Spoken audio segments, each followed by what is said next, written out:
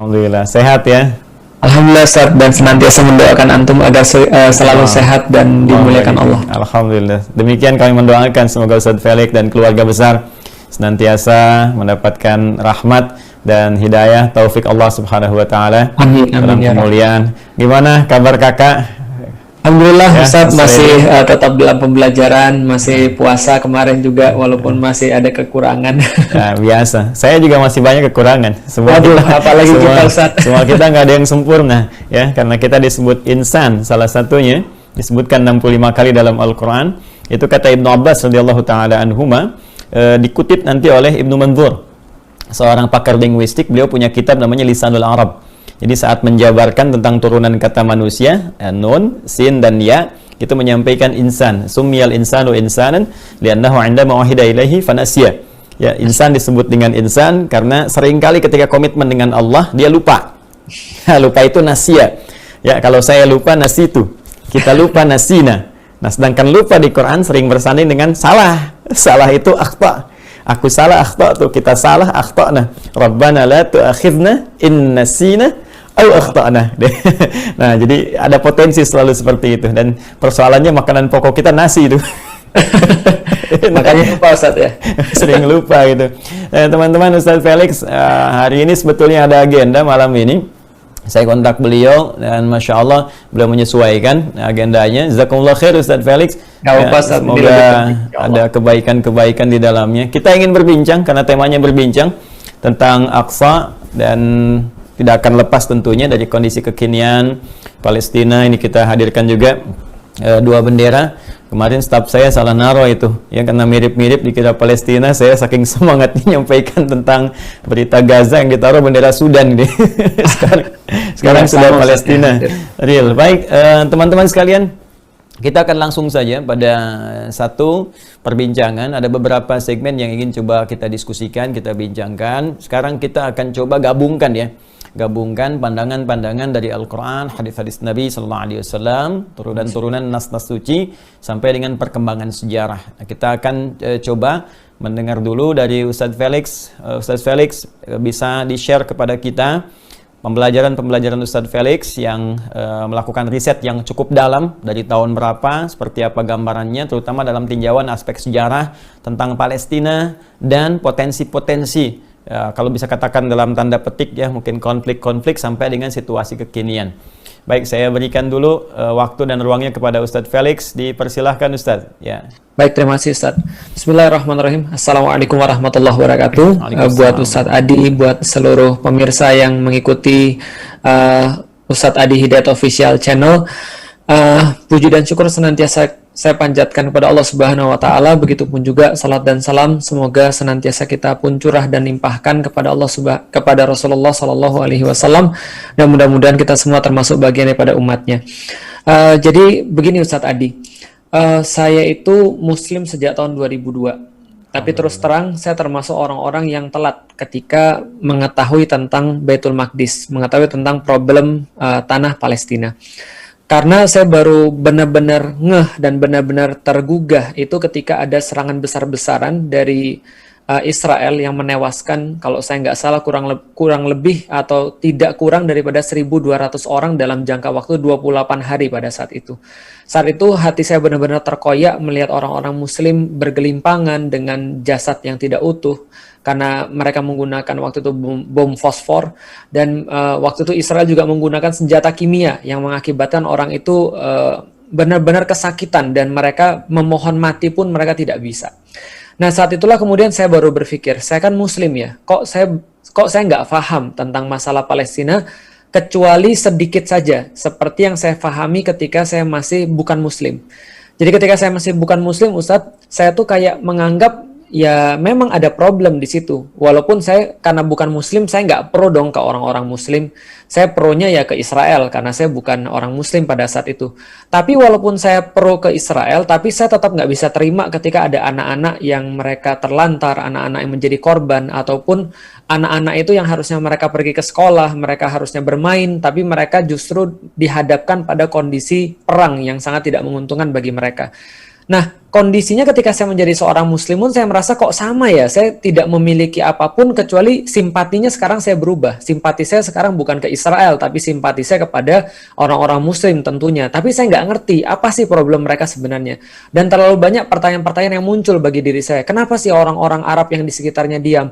Kenapa sih PBB diam? Kenapa sih Indonesia sendiri tidak bisa untuk memberikan satu solusi yang benar-benar mereka bisa rasakan secara langsung, kecuali misalnya lewat beberapa donasi? Kenapa, kenapa, akhirnya saya mulai mempelajari. Nah, ketika saya mulai mempelajari itu, Ustadz, yang saya dapatkan adalah, Masya Allah, pertama, memang tanah ini menjadi sebuah barometer daripada dunia itu sendiri. Maka ketika kita meyakini Allah Subhanahu wa Ta'ala menyampaikan di dalam Al-Quran bahwasanya Baitul Maqdis atau Masjidil Aqsa itu adalah tempat yang diberkahi sekelilingnya, berarti kita meyakini kalau sekelilingnya saja diberkahi, apalagi di tengahnya. Maka ini seolah-olah menjadi kayak pilar yang menghubungkan antara bumi dan langit, yang menjadi penyebab kedamaian itu muncul. Maka dari situ saya mendapatkan satu fakta bahwa ketika kaum muslimin yang memang memiliki agama yang hak ini mengatur Baitul Maqdis, maka kedamaian di dunia itu tercipta selama beberapa abad, bahkan sampai ribuan tahun. Tapi ketika kaum muslim ini dipaksa untuk meninggalkan, atau agama yang hak ini dipaksa untuk meninggalkan tanah itu, maka kedamaian di dunia itu menjadi tercerai-berai. Jadi tidak hanya di satu tempat, tapi di tempat-tempat yang lain juga. Nah, jadi tanah ini sendiri sudah merupakan sebuah nilai sendiri, sudah value sendiri. Ternyata tidak hanya tempatnya. Saya kemudian membaca hadis, saya kemudian melihat beberapa dalil. Ternyata orang-orangnya pun diutamakan oleh Rasulullah Shallallahu Alaihi Wasallam, sehingga menjadi juga barometer bagi akhlak penduduk dunia. Kalau seandainya sudah rusak akhlaknya orang-orang Syam, maka apalagi yang lainnya. Maka saya mendapati ada tempat yang mulia, ada orang-orang pun yang mulia yang dibebankan oleh Allah Subhanahu Wa Taala, karena memang dari disitulah yang senantiasa menjadi kayak rahim peradabannya dunia. Nah, ketika saya kemudian lebih tertarik lagi dengan tanah Baitul Maqdis itu, kemudian sampailah saya pada kemudian beberapa hal-hal yang saya nggak ngerti. Oh, ternyata Masjidil Aqsa itu bukan yang berwarna emas, ternyata Masjidil Aqsa itu sebuah kompleks dan segala macam. Sampai pada satu titik, Ustadz tadi cuma fast forward aja, saya mendapati bahwa oh, ternyata problemnya lebih daripada yang saya duga. Ternyata ini bukan hanya problem kemanusiaan belaka, tapi problemnya lebih dalam daripada problem kemanusiaan. Tapi dia masuk dalam problem keyakinan, problem akidah, problem agama. Ustaz Felix, sebelum sampai ke uraian di problem itu, tentu kita ingin menjadikan argumentasi bincangan kita menjadi ilmiah, sehingga nanti argumentasi ini jadi referensi untuk teman-teman bisa baca juga gitu kan, jalurnya kemana, nih dari mana. Selain tadi Ustaz Felix juga mengutip makna dari Quran surah 17 Al-Isra di ayat yang pertama, ya subhanalladzi asra bi'abdihi lailan minal masjidil haram ilal masjidil aqsa alladzi barakna haulah, kan? Kalimat barakna haulah yang diberkahi oleh Allah Subhanahu wa taala, wilayah Aqsa dan sekitarannya, dan ujungnya linuriyahu, ya min ayatina innahu was-sami'ul basir, untuk menunjukkan kepada Nabi Muhammad SAW dan kita semua. Karena ini hukum di kaidah ulumul Quran di asbabun nuzul mengatakan al-ibratu bi umumil lafzi la bi khususis sababi. Jadi ibrah, pesan, hikmah, pelajaran tidak terfokus kepada sebab ayat itu turun sepanjang katanya bermakna umum. Jadi ini general, jadi bukan hanya untuk Rasulullah diperlihatkan, tapi pesan besar kepada kita umatnya sampai kehidupan berakhir. Ada tanda-tanda kebesaran Allah di sini, dan disitulah Allah ingin melihat siapa yang mendengar pesan ini, siapa yang bisa merespon pesan ini. Karena itu ditutup ujungnya innahu was-sami'ul basir. Allah Maha mendengar, Allah Maha menatap dengan tajam. Nah, hanya barangkali kalau Al-Quran ini kita insya Allah mudah akses, ya. Nanti ada turunan-turunannya, hadis juga kita bisa akses. Buku-buku Ustaz Felix, sebelum sampai kepada tadi detail keyakinan, bisa di-share kepada teman-teman buku apa yang Ustaz Felix jadikan referensi. Oh, sebentar Ustaz, saya ambil sebentar Ustaz. Siap. Alhamdulillah.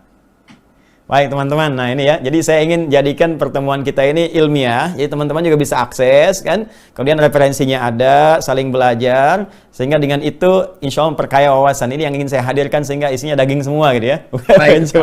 Ya, silakan Ustaz Felix.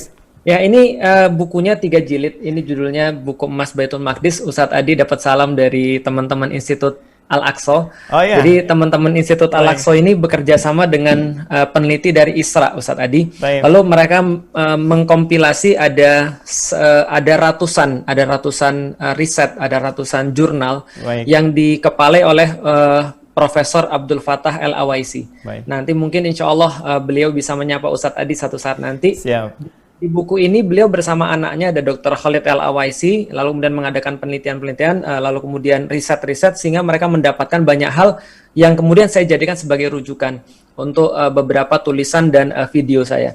Nah, Salam, pada intinya sebelum yang ke yang mereka kedua. dapatkan memang Masya Allah, Ustaz. Salam Mereka, sebelumnya ke yang kedua, untuk- Ustadz Felix. Ya. Izin titip salam juga sebelum saya lupa ke beliau, dan saya sudah dapat bukunya. Oh, Ya, Masya Allah, ya, alhamdulillah. Ustaz. Saya baca baru volume 1 itu yang Ustadz Felix sampaikan itu ada di halaman pengantar. Halaman 3 Romawi sampai 6 itu ya. Allahu Akbar. Sampai situ. Oh ya, silakan teruskan Ustadz Felix. Jadi teman-teman Baik, sebelum diteruskan Ustadz Felix, itu buku bagus sekali. Jadi Baik. itu dari rangkuman dari 800 halaman dipecah jadi 3 volume. Kemudian kita bisa kaji, itu sangat ilmiah sekali, sangat ilmiah ya. Artikel yang disusun dari referensi, dari turunan-turunan masa lalu ke geopolitik dunia sampai dengan peta-peta yang lama terbaru sampai dengan perjanjian-perjanjian yang dibagi kepada 4 bagian dari klasifikasi yang sampai saat ini ada di dunia. Dari one state solution yang dibagi 2 bagian, kan? Kemudian nanti two state solution ya. Kemudian juga yang nggak Israel, nggak Palestina, tapi ada yang lain. Itu saya kira saya support itu ya. Terima kasih Masya teman-teman Allah. sahabat Aqsa menghadirkan buku itu luar biasa dan pencerahan, dan isinya argumentatif ilmiah. Jadi kalau mau disoal juga itu argumentasi. Jadi secara ilmiah bukan keinginan-keinginan pribadi. Jadi kita bisa akses. Baik, Ustaz Felix silakan. Mohon izin, mohon maaf saya potong sedikit. Nggak apa-apa Ustaz. Saya sangat senang sekali karena teman-teman sahabat Al-Aqsa juga semuanya menyaksikan dan mereka tadi kirim salam buat Ustadz Adi. Dan misalnya tadi saya sambung Ustadz, untuk meneliti batas-batas Baitul Maqdis saja itu mereka sampai harus meneliti beberapa hadis, lalu kemudian beberapa tarikh dan segala macam untuk mendapatkan sebuah batas-batas yang paling dekat dengan yang dimaksud oleh Rasulullah sebagai Baitul Maqdis. Dan soalan istilah, soalan term juga sangat dibahas bahwa takrif Baitul Maqdis ini apa. Nah, maka di buku itu juga dijelaskan bahwa takrif Baitul Maqdis itu ada 3. Sehingga ketika kita mengatakan bahwa kita membela Baitul Maqdis, maka Baitul Maqdis mana yang kita maksud? Apakah Baitul Maqdis bil makna Masjidil Aqsa, ataukah Baitul Maqdis bil makna kota yang sekarang disebut dengan Yerusalem, ataukah Ardul Muqaddasah.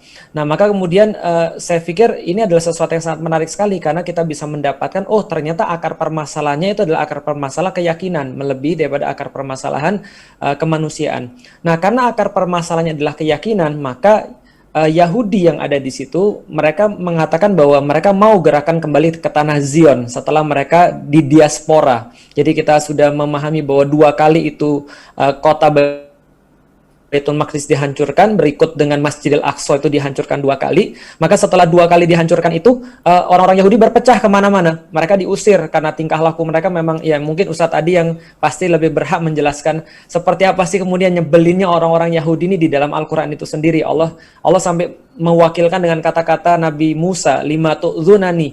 Kenapa sih kalian tuh begitu mudah untuk menyakiti diri saya sampai sesakit itu?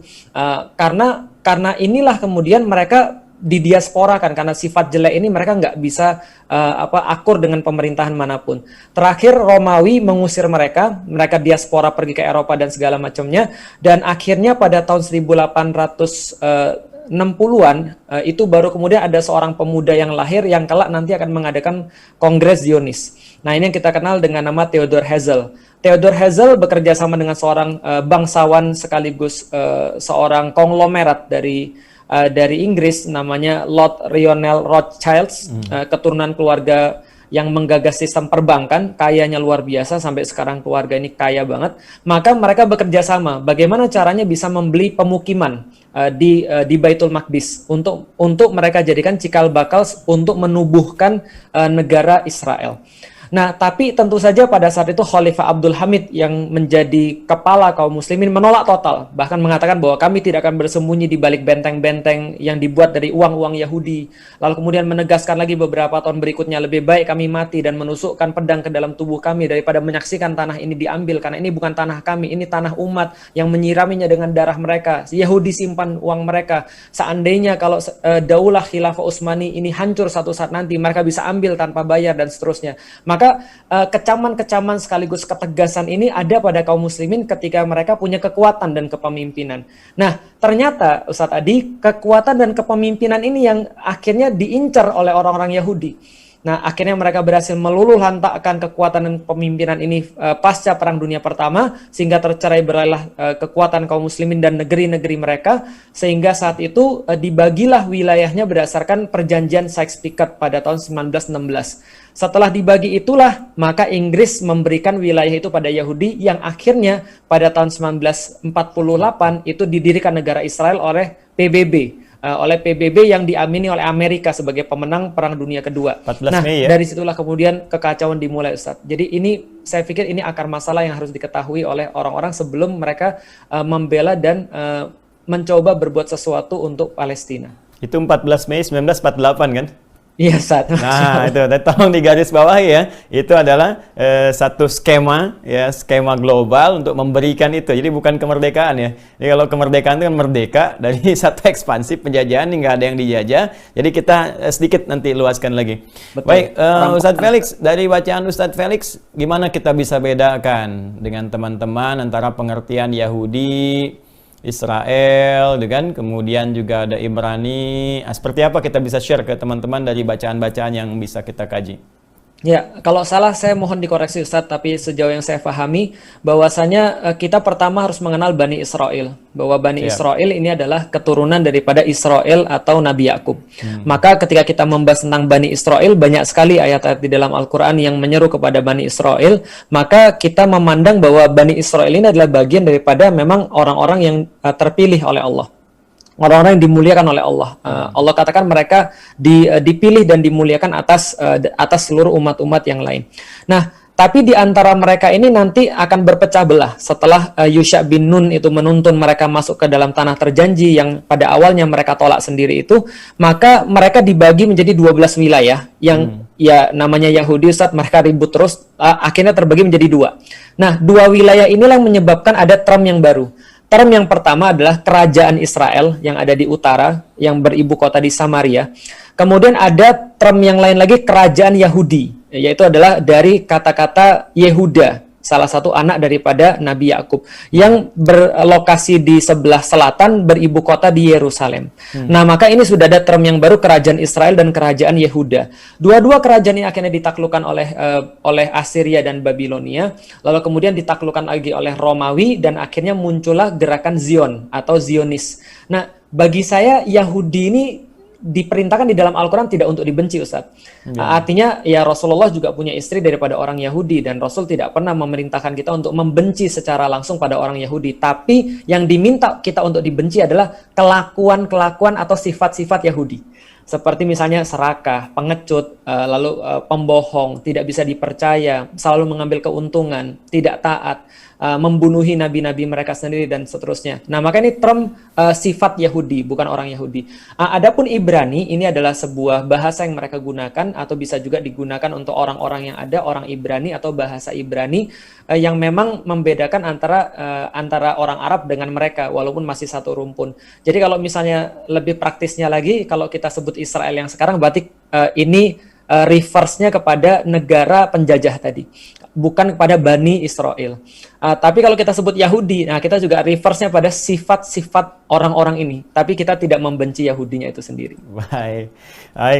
Boleh kita compare, Ustaz Felix, dengan penguatan dari narasi Al-Quran gitu ya.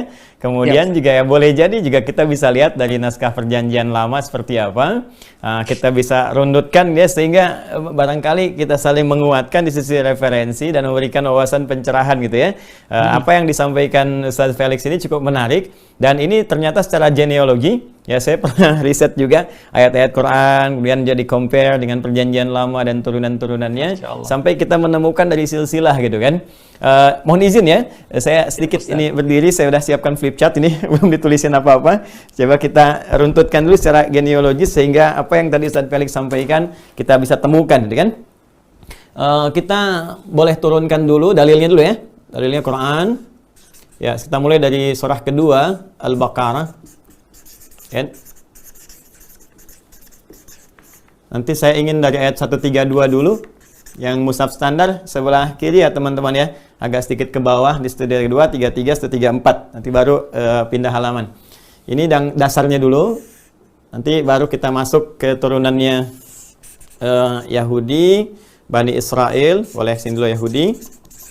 Nanti kemudian kita ambil Bani Israel.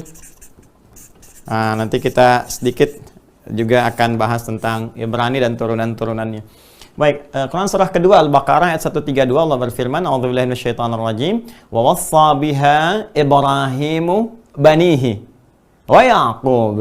Ya baniya innallaha astafa lakumud-din fala tamutunna illa wa antum muslimun." Kan? Wassa biha Ibrahim. Jadi narasinya nanti akan dimulai dari Nabi Ibrahim alaihissalam. Dan ini insya Allah sepakat ya. Bahkan dari 3 keyakinan besar di dunia, baik itu Muslim saat ini ataupun Yahudi atau bahkan Kristen, kan? Baik, Ibrahim, kita mulai dari sini narasinya. Kata Al-Quran disampaikan wassa biha Ibrahim, dan Nabi Ibrahim alaihissalam mewasiatkan satu pesan penting tentang risalah tauhid. Ya, risalah tauhid, karena di ayat 131-nya ya Allah berfirman, "Idz qala lahu rabbuhu ya aslim." Ya, qala aslamtu lirabbil alamin. Ketika Allah berfirman kepada Ibrahim alaihissalam, dan ini bisa kita lacak nanti dalam perjalanan sejarah, dengan baik aslim, patuhlah, tunduklah pada ketentuan-ketentuan Allah Subhanahu wa taala. Ini turunan dari aslama yuslimu. Ya, kata perintahnya disebut dengan aslim, sifat keadaannya disebut dengan Islam, frame-nya. Ya, frame itu dalam bahasa Arab disebut din namanya. Ya, kalau kita masuk ke situ, frame-nya ini namanya Islam. Karena itu di Quran surah ketiga Ali Imran ayat 19 langsung ditegaskan, "Innad dina 'indallahil Islam." Ketika masuk, maka ruang di dalamnya, semua turunan-turunannya, pintu-pintu, kemudian amalannya disebut dengan syariat tuh namanya silmi. Ya, makanya kalau sudah masuk, kita menjadi beriman yakin ke pintu itu, maka panggilannya berubah jadi amanu, orang yakin.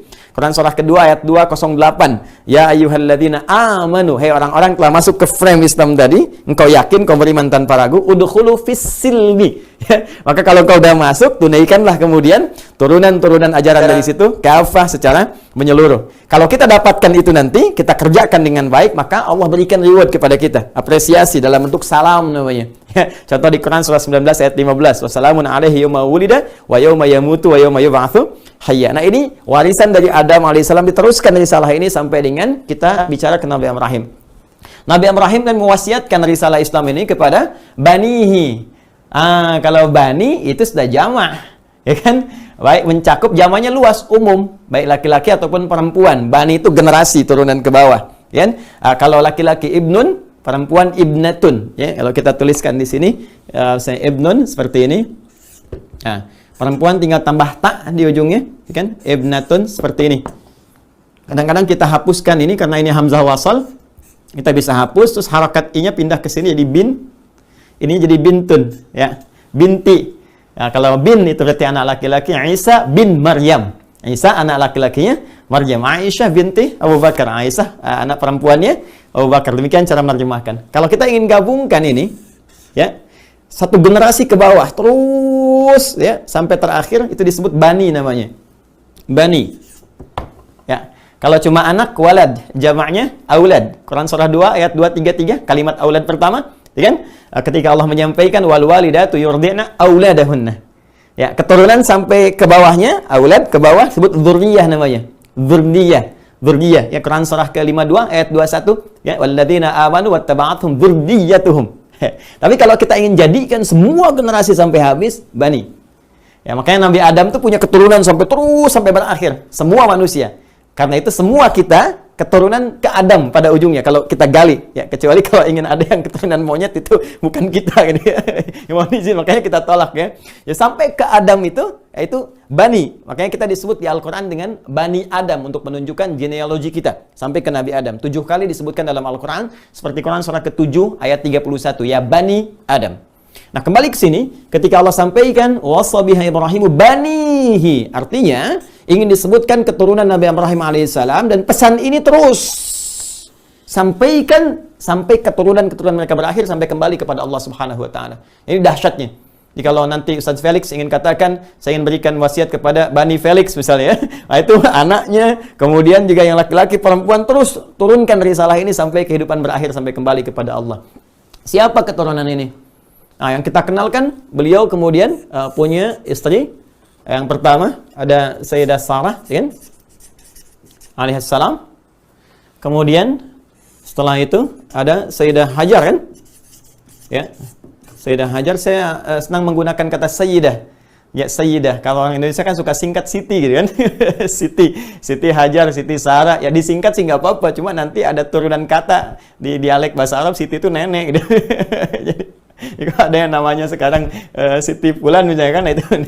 Jadi izin ya, itu singkatan orang kita kadang menyingkat. Sayyidah Sarah, Sayyidah Hajar. Di sini ada Ishaq, gitu kan? Nabiullah Ishaq alaihissalam. Ustaz Felix, kenapa disebut Ishaq tahu? Belum, Ustaz. Ya? Baik, disebut Ishaq itu ada riwayat menyebutkan Ishaq itu ini kan bahasanya Ibrani ya. Ya, disebutkan Ishaq. Kalau kita turunkan ke bahasa Arabnya, ada yang menyebut dengan seakar dengan kata dhahak.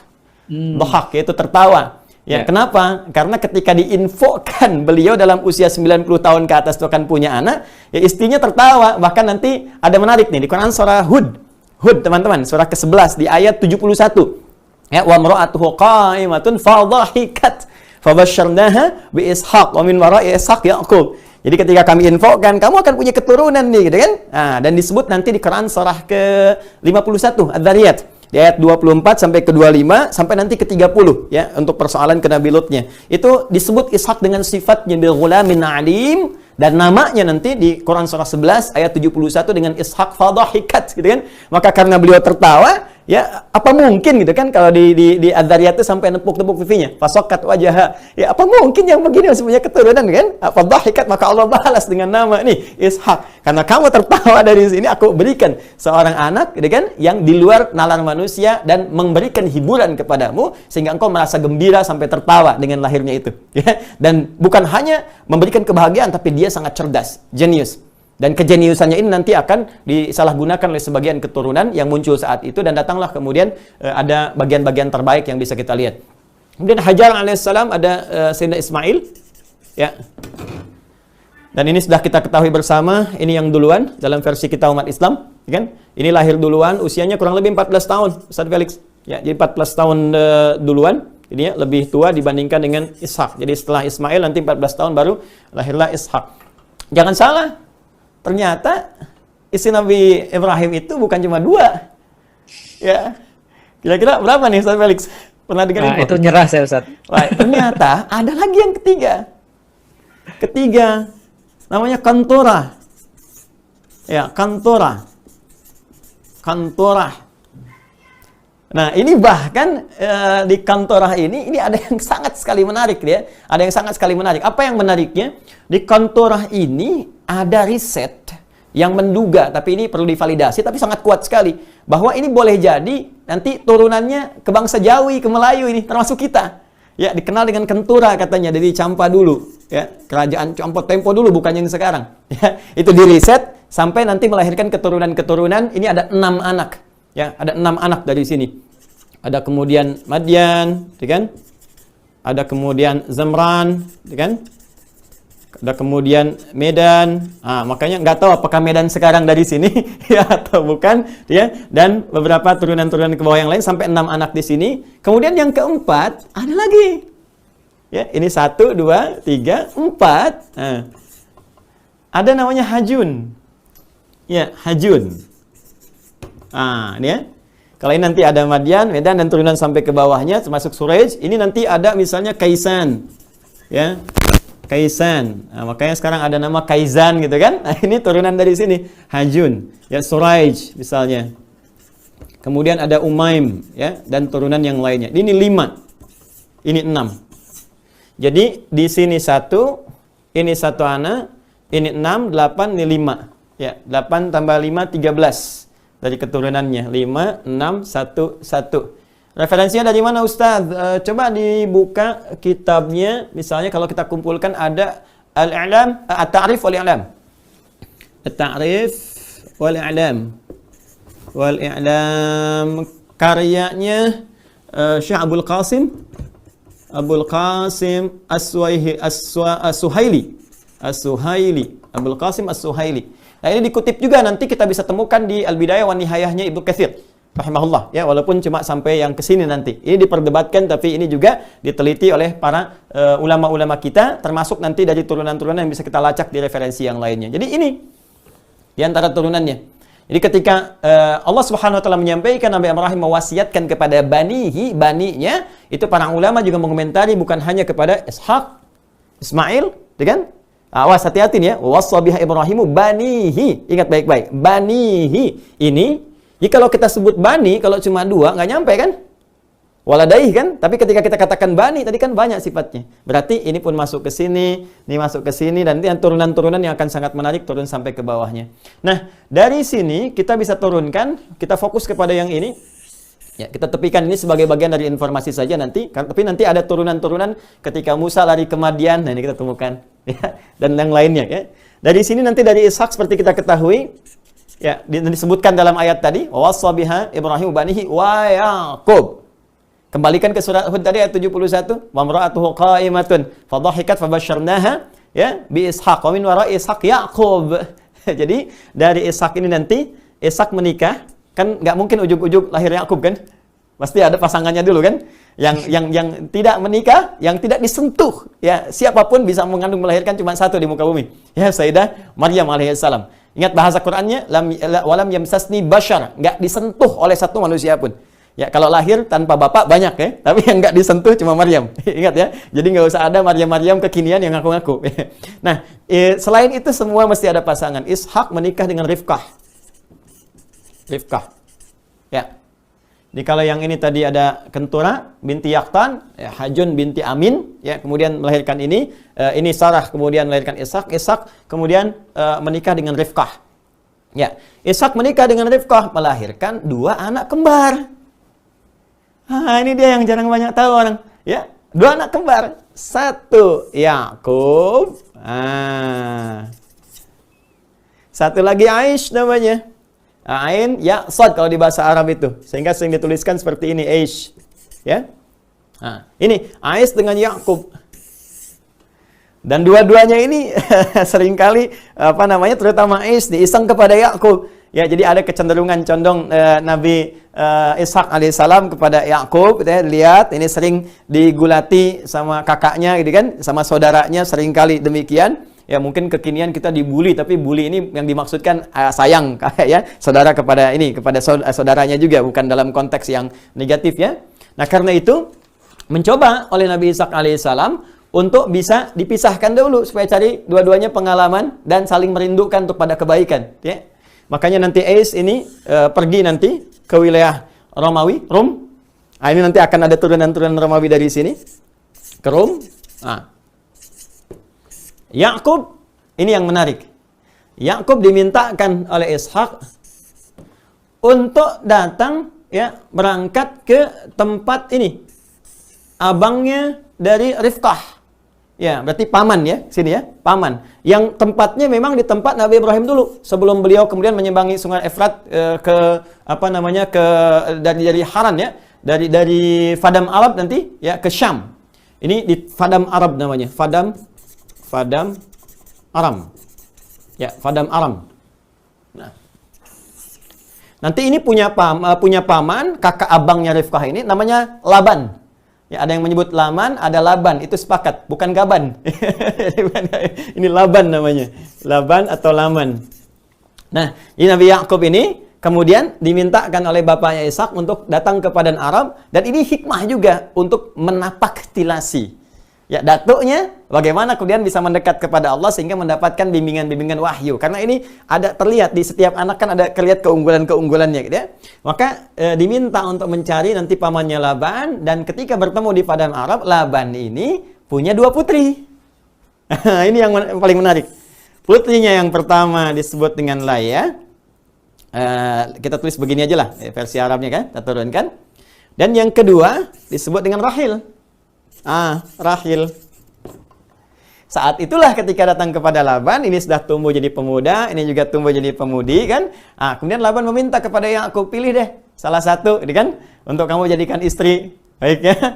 Rahilnya cantik, yang lainnya juga cantik, itu perempuan, tapi ini lebih, gitu kan. Ya, walaupun orang bilang cantik kan relatif, gitu kan. Kalau jelek mutlak gitu. Itu candaan orang ya, teman-teman. Tapi semua cantik ya, relativitas itu punya nilai yang sangat tinggi. Rahil lainnya ya, dan Nabi Yakub terjebak di dilema di antara dua cinta pada saat itu karena sifat kebaikannya menjadikan ingin selalu menyatukan kebaikan. Jangan ada orang merasa kemudian mohon maaf ya tidak mendapat bagian atau misalnya merasa tersingkirkan atau tidak terpilih, dan pada waktu itu belum ada syariat untuk memilih ya antara adik dengan kakak. Ya, kalau kita kembali ke surah An-Nisa di ayat 23 itu kan wa antajma'u bainal ukhtaini illa ma qad salaf. Nah ini, lihat ya, paling kanan sebelah bawah teman-teman sekalian. Ya, yang dilarang itu ya hurimat alaikum ummahatukum, dan turunannya diharamkan bagi kalian menikahi yang mahram-mahram berikut ini, sampai nanti di bawah wa antajma'u bainal ukhtaini illa ma qad salaf.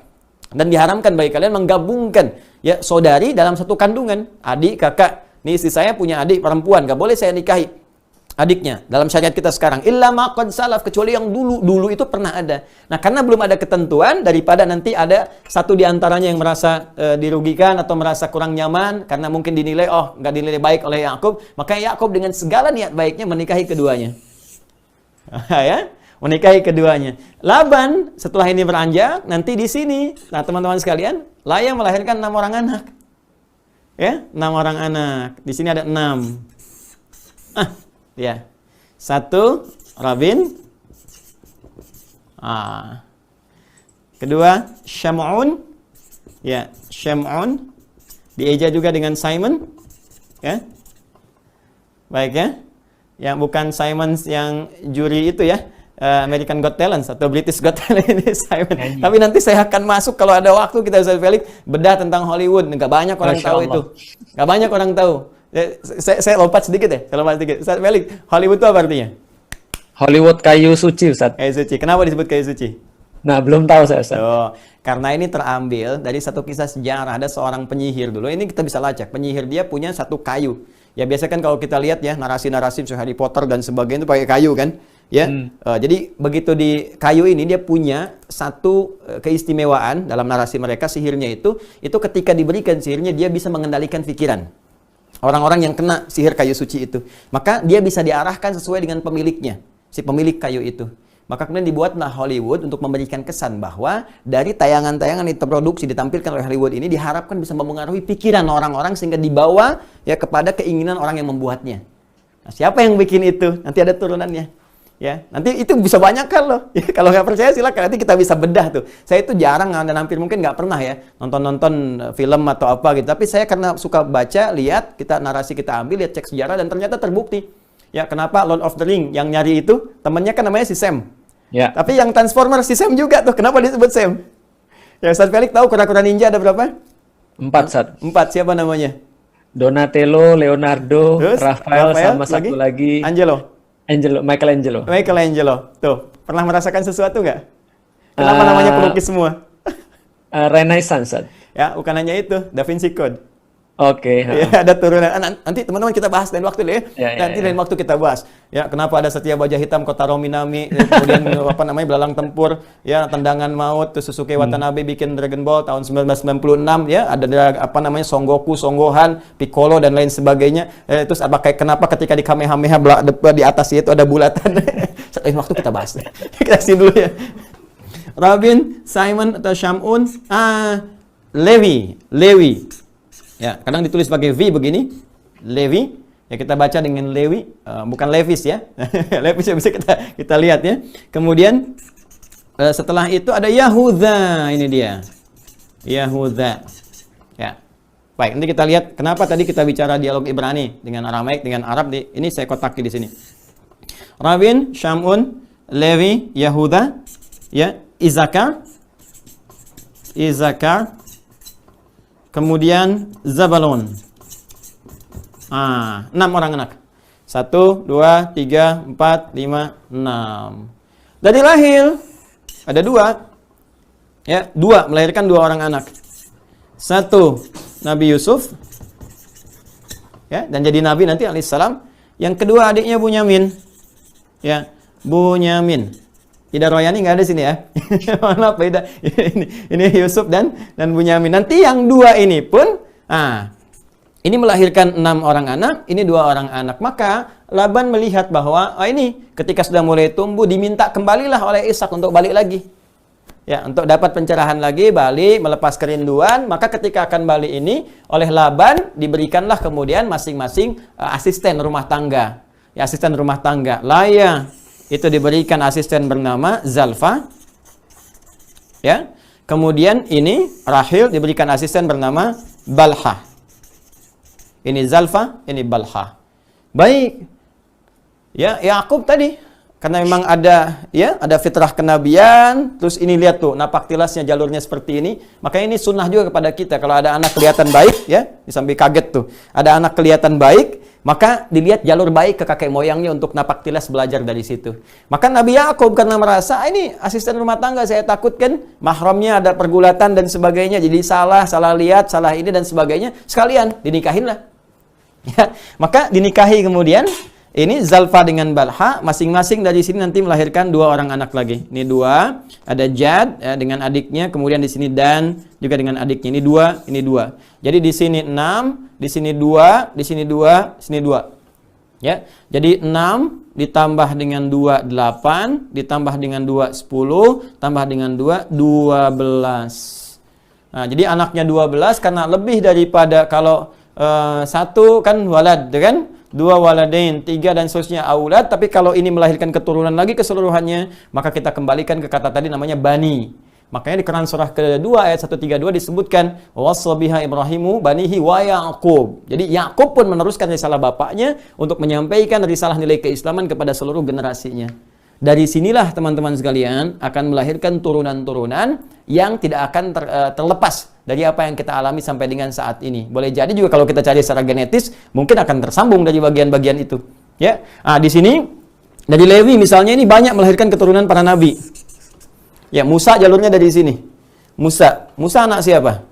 Ya, Musa itu kan anak Imran. Tapi bukan Imran, bapaknya Maryam. Ya, beda ya. Maryam, Imran menikah yang di Ali Imran tuh, Imran bapaknya Maryam menikah dengan Hana, lahir Maryam, dari Maryam lahir Isa alaihissalam. Itu jalurnya nanti bersama dengan Nabi Zakaria, jalurnya ke Yahuda ke sini. Ya, tapi di Levi ini nanti ada Musa. Ya. Musa bin Qahat bin Azar bin Levi. Azarnya bukan Azar yang bapaknya Nabi Ibrahim. Ingat, bukan yang itu ya. Bukan nanti kita tarik ke atas, walaupun di situ ada perdebatan antara bapak dengan paman. Ya, bin Azar bin Tahur, kemudian bin Abir. Nanti dari kata Abir saya turunkan jadi Ibrani. Kan? Bin Kinan bin Arfakhshad bin Sam bin Nuh alaihissalam. Naik ke atas. Ini nanti ada Musa. Ya, termasuk nanti banyak sekali turunan Nabi dari ada Harun. Ya, Harun ternyata itu kakaknya Musa, 3 tahun beda usianya. Nanti di atas itu ada Maryam. Ya, Maryam itu bukan anaknya Imran saja. Di sini pun ini Musa itu punya saudari namanya Maryam. Maryam juga. Ya, nanti Musa punya kakak namanya Harun, beda usia 3 tahun. Harun juga punya kakak perempuan namanya Maryam. Itu nanti yang menghanyutkan Musa di dalam tabut itu sampai nanti ke istananya Fir'aun. Makanya ketika ada zamannya Nabi Isa mengatakan ya ukhta Harun, ya kan? Kepada Maryam di masa Nabi Isa, ya ukhta Harun, kamu saudarinya Harun, kok kenapa jadi begini kan? Kamu itu orang suci, orang baik, kenapa kok tiba-tiba punya anak? Ya ukhta Harun. Ya kan? Kenapa disebut ukhta Harun? Ada 2 pandangan di situ. Yang pertama karena Harun punya saudari namanya Maryam, dan diserupakan. Yang kedua kiasan sama-sama solihahnya. Engkau tuh solihah, engkau tuh baik, kenapa berbuat begini? Maka dijawablah oleh kalimatnya Isa. Ya, inni Abdullah dan seterusnya nanti ada di Quran surah 19 itu. Ya, dari sampai nanti dari ayat 26 diminta puasa, kemudian menjawab ke bawahnya sampai dengan ayat 33 dijamin keselamatannya. Ya, Quran surah 19 ayat 26 sampai dengan 33-nya. Nah, ini turunan Nabi di sini banyak. Nah, dari sinilah teman-teman sekalian ada pendapat yang mengatakan yang dari keturunan Yahuda inilah pertama melahirkan bangsa Yahudi. Bawah. Ya. Saya ulang ya. Jadi yang pertama, teman-teman sekalian, dari turunan ini yang melahirkan nanti bangsa Yahudi. Ada yang beralasan bahwa Yahuda antara bahasa Ibrani ke Aramaik. Jadi Ibrani itu bahasa yang digunakan Nabi Ibrahim di Padan Aram pada saat itu. Ya, Padan Aram ini teman-teman itu sezaman dengan Raja Namrud. Ya, Nimrud. Ya, ada yang pakai dal, kemudian di Arab pakai menggunakan dal. Ya, Nimrud atau Namrud. Nimrud ini di Padan Aram wilayahnya, teman-teman sekalian, sezaman dengan Namrud. Itu yang terjadi dialog nanti di Quran surah kedua Al-Baqarah ayat 208 di paling kanan, agak sedikit ke atas. Ya, jadi ketika alam tara ilal ladzi haja Ibrahim fi rabbih atahu Allahu mulk itsala Ibrahim, ya. Apakah engkau tidak memperhatikan dialog antara Ibrahim dengan seorang raja penguasa yang zalim pada saat itu? Ya, nanti kita akan lihat teman-teman sekalian turunannya. Jadi ini bahasanya menggunakan masih bahasa Ibrani. Ibrani itu ada yang mengatakan terambil juga dari kegiatan Nabi Ibrahim. Ya, Ibrahim yang senang beliau menyeberang.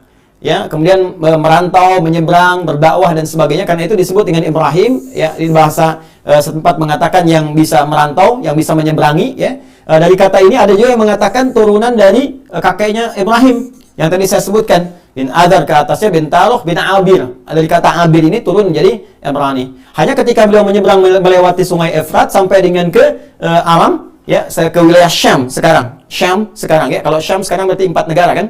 Ya, Palestina, Syria, Lebanon, Jordania gitu ya. Sampai di situ bahasanya sudah Aramaik. Jadi 2000 tahun sebelum Masehi itu menggunakan Ibrani, ke situ menjadi Aramaik dan beda-bedanya tipis. Dia menggunakan dal di situ. Sehingga disebut dengan Yahuda, di Arab ini nanti disebutnya dengan dal. Ya, makanya nanti Nimrud jadi Namrud gitu kan. Dan Yahuda menjadi Yahuda, Yahud ya. Yahud, maka dari sini ada yang beranggapan bahwa Yahudi sebagai turunan dari generasi genealogi ada yang mengembalikan ke sini. Kata Yahud. Ya. Ada juga yang kedua yang mengatakan bahwa yang dimaksud dengan ini, teman-teman sekalian, ya, Yahudi di sini yang dimaksudkan itu menunjuk kepada bukan satu bangsanya, tapi karakteristik yang diinginkan berubah. Ya, sebab setiap mereka melewati sebuah generasi tertentu itu selalu membuat persoalan. Dan persoalan ini jadi sesuatu yang sangat serius. Ya, terutama nanti berkembang setelah wafatnya Musa alaihissalam. Anda bisa lihat ya di masa kisah yang sangat populer ya. Ya, di masa Ishak Yakub, kemudian Yakub punya Yusuf ini yang tadi saya sampaikan dari Rahil turun Yusuf alaihissalam, kan kita ada surat ke-12 kan? Surat Yusuf. Ya, bagaimana 10 saudara ini selain Bunyamin bagaimana mulai terlihat karakteristiknya untuk menyingkirkan saudaranya, menipu bapaknya dan sebagainya ya. Dan itu nanti diperbaiki. Ya, bahkan ketika kembali nanti ya, ke Mesir dan dibebaskan oleh Musa, nah sepeninggal Musa ini yang muncul persoalan. Ya, persoalan sangat serius sekali. Persoalan sangat serius di sini sampai di Al-Baqarah ayat 79 itu dikecam oleh Al-Qur'an langsung bahwa ada satu informasi penting Allah sampaikan setelah sepeninggal Musa pada khususnya ketika mereka merubah ajaran-ajaran Musa dan menuliskan versi-versi mereka sendiri. Ya, fawailul lil ladzina yaktubuna al-kitaba bi aydihim thumma yaquluna hadza min indillah liyashtaru bihi thamanan qalila. Maka celaka nih. Celaka yang dimaksudkan bagi mereka dan bisa mencelakakan orang lain. Itu bisa bahaya gitu kan? Apa yang mereka lakukan? Mereka mengubah ya dengan karya mereka sendiri tuntunan-tuntunan yang telah Musa berikan kepada mereka dari generasi sebelumnya dengan harapan bisa mempengaruhi orang dan bisa mendapatkan pendapatan dari situ. Kalau beda pendapat sudah biasa dan menghadirkan pendapatan itu juga digabungkan. Ya. Jadi dua sekaligus di situ. Dan celakanya apa? Celakanya mereka juga menyampaikan sebuah narasi-narasi yang nanti memberikan inspirasi pada generasi setelahnya untuk berbuat yang lebih daripada itu. Apa diantaranya? Gini misalnya, saya itu sejak, nggak banyak orang tahu mungkin ya, tapi ini juga bisa kita share nanti lain waktu. Saya itu Ustaz Felix, selain menghafal Al-Quran juga, saya menghafal dari kitab-kitab lain. Seperti Bible juga saya menghafal. Ya, dan saya dari sejak masuk kelas 1 aliyah, ya ada yang masuk Islam dan saya pinjam ya dari versinya Barnabas, versi yang lain, versi yang ada perubahan dan sebagainya itu saya kumpulkan. Jadi kadang kalau saya sedang libur, saya pergi ke toko buku, saya kumpulin lagi ada versi yang baru nggak, ada yang baru nggak, jadi saya pelajari lagi. Nah, sekarang contoh gini misalnya, coba Anda buka di Perjanjian Lama, itu kitab Kejadian. Ustaz Felix boleh googling lah ya, kan sekarang sudah online ya. Di Kejadian coba buka pasal 32 ayat 28. Ya, pasal 32 ayat 28. Ya. Kitabnya Kejadian. Kitab Kejadian. Ya. Ada, maka orang itu berkata, boleh bantu saya di situ? Namamu tidak akan disebutkan lagi Yakub tapi Israel. Ini dia. Belum selesai itu. Namamu tidak akan disebutkan lagi Yakub tapi Israel, ya. Sebab engkau telah bergumul melawan itu dia. Iya, sebab engkau telah bergumul melawan Allah dan manusia. Dan kau menang, itu persoalannya. Ya. Wah, ini yang paling bahaya nih. Jadi diantaranya apa? Ini juga yang paling kita sulit terima nih. Ya, ini saya mohon izin ya teman, ini argumentasi ilmiah ya. Jadi kita sedang belajar untuk mengkomparasikan. Nanti kalau keberatan kita bisa diskusi, ya. Jadi kita bisa biasakan masuk ke ranah ilmiah. Seperti orang tua kita dulu diskusi. Jadi bukan memotong ya. Kalau memotong nanti jadi saling serang. Itu oleh Al-Quran disebut dengan wala tubadzir tabdzira. Ya, dan janganlah engkau berbuat yang sia-sia. Dari kata badzara itu muncul bazar. Ya, itu dalilnya di Quran wala tubadzir tabdzira. Dan janganlah engkau menjadi bazar dengan sebazar-bazarnya. Innal mubadzirina, sungguh para bazar itu kanu ikhwana syayatin, boleh jadi akan dekat kepada setan. Wa kana syaitan rabbihi kafura, sedangkan setan itu kepada Rabbnya dia ingkar. Makanya kalau ada bazar yang ingkar dengan ayat-ayat Allah, yang suka mencela, yang suka hadirkan hoax, yang suka mengadu domba, itu sudah ada wala tubadzir tabdzira. Kalau murid saya tahu tasrifan sorofnya, badzara yubadziru tabdzira. Nyambung Ustaz ya, antara bazar sama tabdzir. Nanti mohon izin teman-teman di bazar mohon izin ya. Jadi ini cuma kajian ilmiah. Kajian ilmiah ya. Tapi kalau Anda keberatan ya enggak apa-apa. Kalau memang itu tugas ya saya tidak menghormati itu. Tapi kalau Anda ditugaskan mengamati kajian saya juga itu mungkin hidayah yang Allah berikan. Insyaallah. Mudah-mudahan ada kebaikan. Ini ya. Nah kan di situ ada persoalan. Apa narasinya di situ? Nah, orang itu berkata, ya, namamu sekarang sudah bukan Yakub lagi. Apa namanya? Israel. Di sini kita temukan kalimat Israel pertama. Nanti saya mau bandingkan antara Israel yang ada di Al-Quran dengan Israel yang ada di dalam ini Kejadian. Pasal 32 ayat 28. Saya udah baca sarahnya ya. Udah baca tafsirnya nih. Jadi saya tahu tafsiran yang menafsirkan malaikat, tafsir menafsirkan Tuhan, manusia dan sebagainya. Insya Allah sudah saya baca dan saya baca referensinya dari mana turunannya. Ya, saya sudah membiasakan itu. Jadi nanti di sini persoalan utamanya adalah satu. Yakub alaihissalam. Ini anaknya Ishak, turunan Nabi dan jadi Nabi kemudian, makanya Nabi mengatakan ya ini dari orang mulia, dari mulia, rahim yang mulia, orang mulia lagi. Ya Nabi Muhammad SAW itu turunannya nanti dari mulia, ya dari ke Yusuf, Yakub mulia, Ishak mulia, Ibrahim mulia sampai dengan ke atasnya. Nah, saya teruskan ke sini, tapi di sini di Kejadian ya pasal 32 ayat 28 dinarasikan Nabi Yakub itu pernah bergulat dengan Tuhan. Anda bisa bayangkan nggak? Jadi Smackdown itu bukan sekarang aja, dulu sudah ada gitu. Ini persoalan, dan Tuhan di Smackdown oleh Yakub. Ini persoalannya, dikalahkan. Jadi dalam gulat itu Tuhan kalah, Allah kalah katanya sama Yakub. Manusia juga kalah. Karena kalah itulah kemudian ya Yakub dinobatkan menjadi yang paling kuat pada masa itu, disebutnya dengan Israel. Jadi ganti namanya jangan Yakub, Israel, untuk menyuguhkan kekuatan. Ya jangankan manusia, Tuhan aja kalah. Ya, jadi persoalan teman-teman sekalian, ini persoalan yang paling pertama menunjukkan bahwa ada problem di sini. Ya, ada problem, dan problem ini udah disoal oleh Al-Quran. Ini jadi celaka nanti, jadi orang jadi salah cara berpikirnya, cara pandangnya salah. Cuma nanti di dalam tafsirnya ini ada keterangan-keterangan yang mengatakan Yakub juga cedera bagian pangkal pahanya gitu kan. Jadi begitu Tuhannya kalah, kemudian Tuhan balas pukul ke bagian pangkal paha, kenalah pangkal paha itu sampai sekarang. Karena itu orang Yahudi tidak senang makan bagian paha yang tertutupi oleh kulit itu. Asalnya dari situ, ada tafsiran demikian. Itu bukan tafsiran Quran ya, tapi turunan dari sini. Nah, jadi teman-teman sekalian, saya mau turunkan bahwa ini yang disoal oleh Al-Quran. Dan karakter ini terbawa pada akhirnya. Ya, apa yang menjadikan terbawa ini, yang kemudian disoal oleh Al-Quran di masa Nabi Muhammad SAW, ya adalah membangun sebuah keyakinan-keyakinan dari satu naratif yang dikreasikan tersendiri dan diwariskan pada generasi setelahnya. Di Tauratnya kemudian ditepikan, muncullah Talmud, muncul turunan-turunan lain, itu diwariskan. Kita harus bangga nih. Tuhan aja kita kalahin, nenek kakek moyang kita dulu ngalahin Tuhan, kan? Maka sekarang kita mesti lebih hebat. Makanya jangankan manusia, perjanjian dengan Tuhan aja diabaikan. Ya, bisa bayangkan nggak, komitmen dengan Allah begini, besoknya dia hilangkan lagi. Jadi bikin perjanjian dengan Tuhan, narasinya banyak sekali. Kalau Anda mau cek misalnya yang pertama kali di Al-Baqarah, saya bisa turunkan dari Al-Baqarah, kemudian di Al-Maidah khususnya gitu kan, dan turunan yang lainnya termasuk di Al-Qasas. Di Al-Baqarah itu kan muncul pertama kali dari Bani Israel. Saya kembalikan dulu, lompat sebentar ke ayat 51. Nanti saya balikin ke Bani Israel ayat 40, 47 dan turunannya gitu kan. Ayat 51-nya kan jelas, wa idh wa'adna Musa 40 lailatan thumma takhadhtumul ijla min ba'dihi wa antum zalimun. Kalian ini kan sudah komitmen mau nyembah Allah, diutus Musa. Ya, Musa tuh udah baru belum kering tuh tapak kaki itu. Tapak kaki belum kering, dibebaskan dari Firaun dan turunan-turunannya gitu kan. Yang turunan maksud di sini bala tentara yang pada saat itu ditenggelamkan ya di Laut Merah itu. Ketika semuanya selesai, selamat dari situ, Musa diminta oleh Allah menghadap dulu untuk mendapatkan pedoman Hudan itu. Yang kelak disebut dengan Taurat, itu nama umumnya Hudan. Nabi Adam dapat Hudan, jadi semua nabi punya Hudan. Al-Baqarah ayat 38. Yaqul nahbitu minha jami'a fa imma yatyanakum minni Hudan. Musa dapat Hudan, nanti namanya Taurat, gitu kan? Hudan tahu dari mana? Quran surah 17 ayat yang kedua. Wa id ataina Musal kitaba wa ja'alnahu hudan li bani Israil.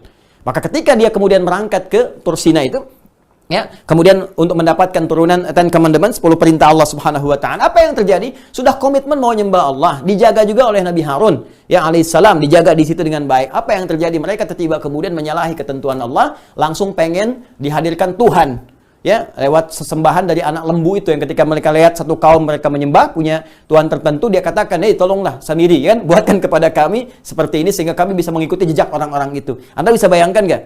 Baru punya perjanjian dengan Tuhan dan dilanggar lagi. Nanti ada yang bunuh nabinya. Nanti yang saya mau cerita lagi lebih dahsyat lagi. Nabi Musa disuruh perang dengan Tuhannya. Kita mau duduk-duduk aja sampai kamu menang katanya. Nanti kita masuk saat masuk bab Palestina. Ya, saat masuk ke situ. Jadi ini udah biasa. Tuhan aja dilanggar, apalagi kamu. Apalagi saya. Kalau sekarang ada perjanjian peta damai, nah ini mau kita tarik tuh ke sini. Tahun sekian dilanggar lagi. Ya ini karakter yang dibawa turunannya. Tapi apa nggak ada solusi? Ada, belum sampai kita. Ntar sebelum subuh nyampe situ insya Allah. Insya Allah. jadi saya ingin bawa ke narasi itu. Ini turunan dari sini teman-teman. Jadi ini yang merubah karakter cara berpikir. Tadi dikecam oleh Al-Quran. Kalau kamu benar ahli kitab, yang pernah dapat kitab, jujur dong sampaikan. Apa isinya? Bandingkan. Makanya banyak di Al-Quran itu tawaran-tawaran untuk mengungkapkan kebenaran. Ya coba sampaikan kebenarannya. Terus bisa diuji, silahkan uji. Ini benar nggak bahasa Tuhan seperti ini? Ya, apakah ini bahasa manusia? Kalau bahasa Tuhan nggak akan bisa. Semua manusia bisa menirunya. Makanya Al-Quran tegas sebelum disampaikan kepada kita, ya nilai-nilainya, tuntunannya, hikmahnya, itu bahkan menawarkan dulu, bahkan menantang. Kalau Anda meragukan ini kalam Allah, firman Allah, silahkan Anda buat seperti ini. Maka Anda nggak bisa temukan. Walaupun Anda kumpulkan kemudian jin dan sebagainya untuk membuat yang semisal itu, tidak akan dapatkan. Dan nggak ada satu kitab suci pun di muka bumi ini yang menghadirkan tantangan kepada semua manusia untuk menguji otentisitasnya kecuali Al-Quran. Ya, kecuali Al-Quran. Maka dengan itu Al-Quran begitu pede kemudian menyampaikan sebuah pesan, coba perbaiki, jangan begitu. Nanti ini melahirkan keburukan-keburukan. Ini akan melahirkan pertentangan-pertentangan, perselisihan, pertumpahan darah. Dan itu terbukti sampai dengan kekinian. Nah, padahal karakteristik Yakub itu nggak seperti itu. Wah, bagaimana ini seorang manusia bisa melawan Tuhan Sang Pencipta dan bisa menang? Ini yang paling dahsyat tuh, saya menang lawan Tuhan. Nggak kepikir juga saya itu. Kalau mungkin bergumul, ya kita juga bingung juga gitu kan. Tapi ini sampai menang lawan Tuhan, Anda bayangkan. Ya, maka disinilah kemudian Al-Quran ingin meluruskan bagaimana salehnya Yakub. Ya, bagaimana Yakub itu begitu taat. Terutama di surat Yusuf, sampai diturunkanlah surat atas nama anaknya Yusuf. Ya, di surah ke-12 itu kalau teman-teman baca bagaimana sampai saking taatnya kepada Allah, setiap urusan-urusan yang terkait dengan pendidikan di rumah pun ketika anaknya salah, beliau bisa memberikan hukuman. Tapi saking waroknya dan taatnya kepada Allah, beliau mengembalikan itu, minta petunjuk kepada Allah bagaimana bersikap. Sampai anaknya mengatakan, "Bapak kok masih begini aja?" gitu kan. Dia berkata apa? "Innama ashku bathi wa huzni minallah." Saya hanya menghadirkan curhat saya kepada Allah saja. Ya, saya ingin menghadirkan tangisan saya kepada Allah saja supaya Allah berikan petunjuk yang terbaik untuk kalian, untuk kita semua. Nah, karena luar biasanya ketaatannya kepada Allah Subhanahu wa taala ini, kepatuhannya kepada Allah, ya Allah dalam bahasa dahulu turunan daripada Ibrani, kemudian nanti ke Aramaik itu disebut Il namanya. Il. Il seperti ini. Il. Ya. Nanti kesananya juga ada Eli. Ya, nah ini nanti kita bahas lain waktu lah kalau lagi diskusi kan, ketika ada yang diserupakan dengan Nabi SAW ya, kemudian dia di tiang salib dia mengatakan Eli lema sabaqtani, ya Tuhan yang sungguhnya kenapa engkau tinggalkan saya, gitu kan? Nanti jadi Eli dari kata Il asalnya, Il. Makanya malaikat-malaikat tuh ujungnya ada yang Il. Masih ingat Jibril, dengan Mikail, Israfil, itu menunjukkan utusan-utusan Tuhan yang diutus untuk tugas-tugas yang terkait dengan hamba-hamba Allah Subhanahu wa taala atau makhluk-makhluk dalam konteks urusan kehidupan. Ya, sebelum kembali kepada Allah. Nanti ada maknanya nanti di kajian tauhid kalau Anda di Mira bergabung, saya turunkan di bab-bab itu. Il itu menunjuk kepada Allah. Di bahasa Arabnya Allah. Ya. Isra. Ya, seperti ini. Ini yang bahasa Arab, Asra Yusri. Tapi kalau kita ambil turunan ke sebelumnya, jadi ke seperti ini, Isra, ya. Itu artinya hamba. Abdun. Karena semua Nabi, Rasul, itu puncak tertinggi pujiannya dari Allah itu ketika menjadi hamba. Anda bayangkan, dan itu setara teman-teman sekalian, dengan semua hamba-hamba Allah disebut dengan ibad. Setara yang dimaksudkan dalam konteks diksi ya. Diksi, artinya Allah membangun kesetaraan dalam konsep penghambaan kepada Allah, bahkan dalam beribadah. Makanya Nabi pun, senabi-nabi tetap sholat. Rasul tetap sholat. Jadi kalau ada orang sekarang bukan Nabi, bukan Rasul, tiba-tiba kemudian nggak sholat, itu ada yang salah. Ya. Walaupun kita datang dia udah pakai jubah, pakai peci, pakai apa, terus datang gitu kan, Pak Yai tolong saya ini begini, udah azan Allahu Akbar. Tapi yainya diam aja gitu kan. Anda tanya, udah azan kok nggak sholat dulu Pak Yai? Wah, kalau Pak Yai itu fisiknya di sini, rohnya sedang sholat. Ada yang masih belajar. Nah itu kata Kiai Hasim konslet. Dia punya kitab Kiai Hasim, Hadratus Syekh, Kiai Haji Muhammad Hashim bin Asy'ari punya kitab yang kedua dari 19 kitab namanya Risalah Ahlus Sunnah wal Jamaah. Disebut dengan aliran Abahyun, datang tahun 1333 Hijrah, itu ke Jawa. Aliran demikian. Hati-hati teman-teman ya. Kenapa nyambung ke situ ya? Balik sini ya. Teman-teman sekalian. Ya balik ke sini, Isra itu abdun, hamba. Makanya Nabi Muhammad ketika diisrakan disebut dengan hamba, subhanalladzi asra bi abdihi. Ya, dan banyak nanti turunan hamba-hamba itu disebutkan dalam Al-Qur'an, baik menyoal Yakub ya, menyebut Yakub, kemudian Ayub dan turunan-turunannya. Ya, ni'mal abdu innahu awwab. Kan ni'mal abdu, ni'mal abdu, ni'mal abdu. Ini kembali kepada hamba. Di hamba itu abdun itu seakar senapas dengan Isra'il itu Allah. Jadi sebetulnya ketika disebutkan Isra'il itu mengandung arti Abdullah. Hamba Allah yang taat. Dan Nabi pernah menyampaikan ni'mal abdu Abdullah. Ya, ma yaqumul lail. Nikmatnya seorang hamba adalah Abdullah, hamba terbaik sepanjang dia bisa bangun malam. Dan Israel ini adalah ya di antara hamba yang sering menengadah di waktu malam. Maka ada hadis Nabi menyampaikan demikian dan itu nanti turun ayat tahajud di antaranya, ya, yang Quran surah 17 ayat 79 sampai dengan 81. Jadi asalnya makna Israel itu makna positif. Ya, menunjuk kepada hamba Allah yang sangat taat, itu Nabi Yakub. Jadi saking taatnya kepada Allah, patuh, menerima qadar, mengikuti tuntunan, maka mustahil bergulat dengan Tuhan, apalagi menang. Jadi agak sulit diterima kalau Tuhan di smackdown sama Yakub itu kan sampai dengan kalah. Jadi persoalan di sini, ya. Nah, maka kita kembalikan ke sini. Ini narasi Al-Qur'an itu menghadirkan Nabi dengan segala keistimewaan dan kehormatannya.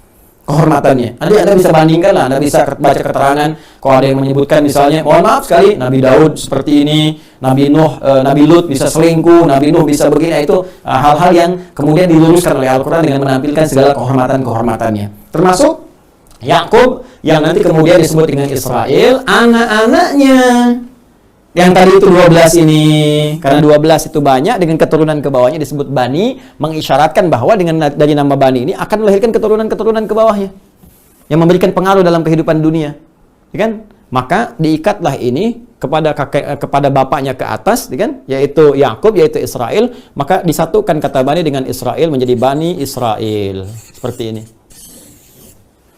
Ya. Maka narasi ini akan terbawa Bani Israel, dan Bani Israel ini nanti akan menurunkan banyak hal. Awalnya ini baik, ya, kalimat ini baik, tapi tidak menjamin perilaku keseluruhannya, kan? Karena nanti lingkungan akan mempengaruhi. Fabawahu yuhawidani aw yunasirani aw yumajjisani. Ini akan mempengaruhi bagaimana nanti mereka akan bersikap, ya. Karena itu yang disoal oleh Al-Qur'an nanti sikapnya, bukan orangnya. Sepakat dengan Ustaz Felix tadi, silahkan cek dalam Al-Qur'an. Ya, bahkan banyak sekali orang-orang yang bermasalah di Quran bukan orang yang disebutkan. Ya, Anda pemirsa kalau kenal Firaun, dan saya akan tanya Anda kenal di mana, itu coba silahkan cek. Firaun kan nggak pernah disebutkan namanya. Sefiraunnya, itu saya sering katakan, sefiraunnya gitu. Ya, ngaku Tuhan, ana rabbukumul a'la, gitu kan? Itu nggak pernah disebut namanya. Abu Lahab, ya kan? Ya, bahkan nanti ada Abu Jahal, kan? Turunannya yang sampai kepada kita dalam hadis-hadis Nabi sallallahu alaihi wasallam, itu disebutkan oleh Al-Qur'an itu inisialnya. Ya, karena memang yang bermasalah bukan namanya. Bukan orang dalam arti zatnya, gitu kan? Dalam arti namanya, etnisnya. Enggak, kita nggak nyoal etnis kok. Ya, jadi kalau ada yang mengatakan antisemit, bukan. Ini bukan itu yang disoal, perilaku.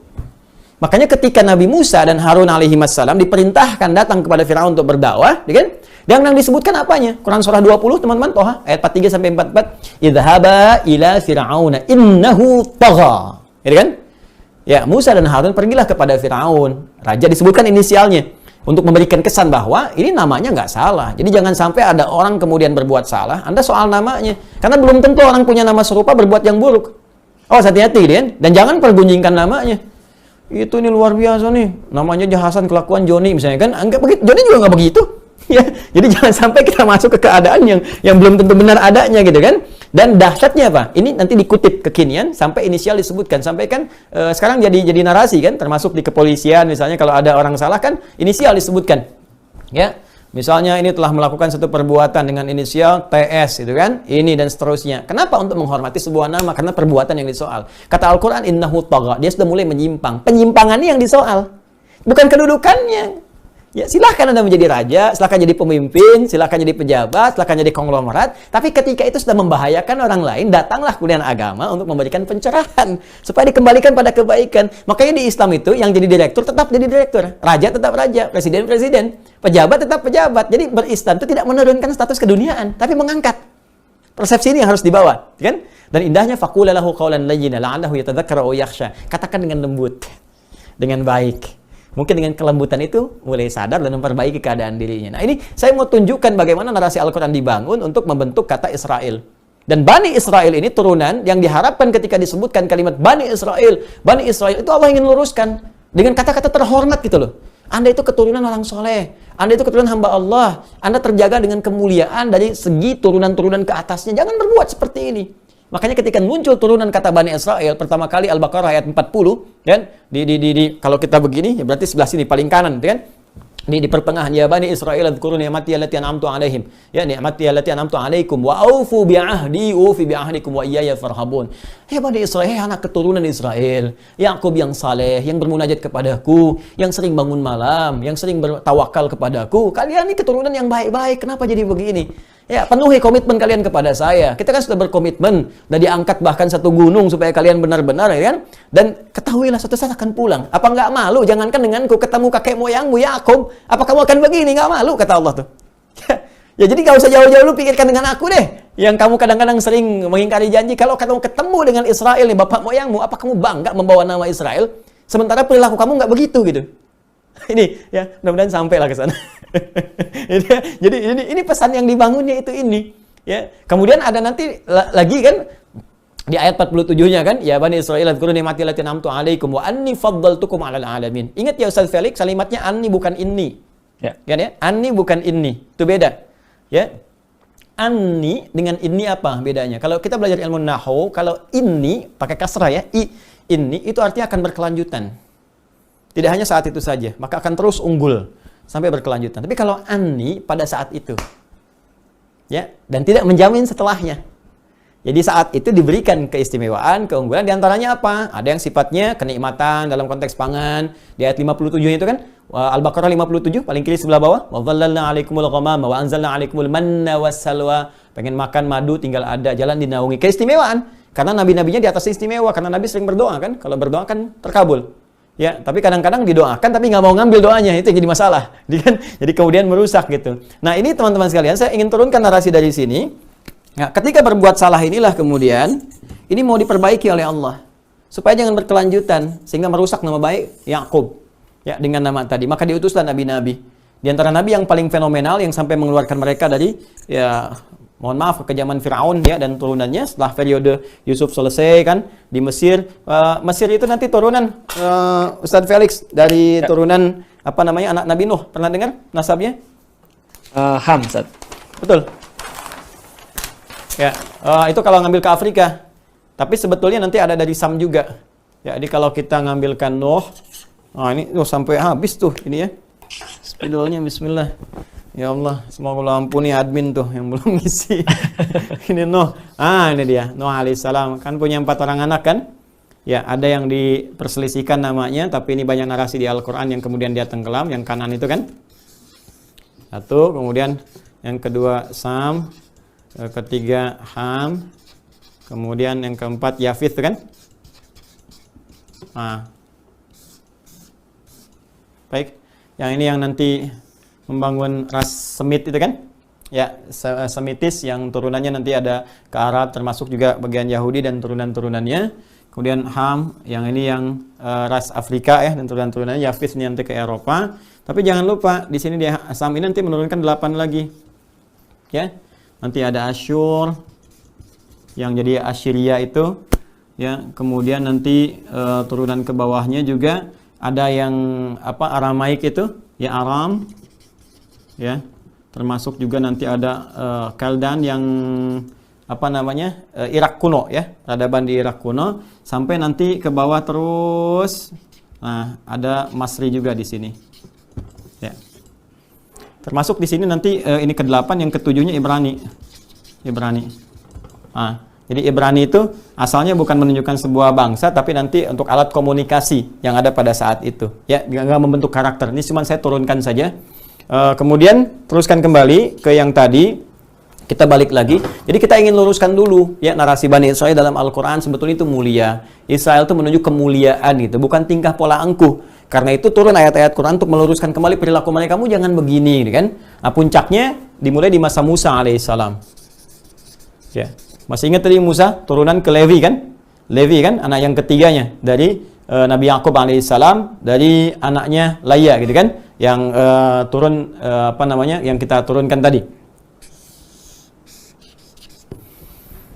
Rabin, Siman, Levi. Kemudian turun Musa alaihissalam. Nah, maka Musa ini diutus oleh Allah Subhanahu wa taala ya, setelah nanti berkelana ke Madian. Madian masih ingat keturunan kaum Torah tadi yang pertama gitu kan. Nah, secara singkatlah kita ketahui ini berusaha membebaskan bangsa pada saat itu turunan dari Yahuda ya sampai ke bawah Bani Israel, sampai kemudian ke karakter-karakter mereka yang menyimpang itu diluruskan kembali, maka disebutlah karena meluruskan itu kan pekerjaan. Ya, makanya nanti Al-Quran memberikan narasinya, diksinya memilih dengan menggunakan kata kerja, verb, fi'il. Ya, menggunakan kata hadu namanya. Ya, karena bentuknya jamak. Ya, kata hadu pertama ditemukan di Quran surah kedua Al-Baqarah di ayat 62. Ya, paling kiri sebelah atas di mushaf standar, ini yang seringkali dikutip serampangan oleh orang liberal, dipotong-potong.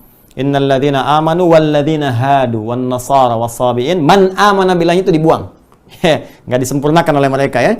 Nah, hadu ini seakar maknanya dalam bahasa Arab dengan kata tabu.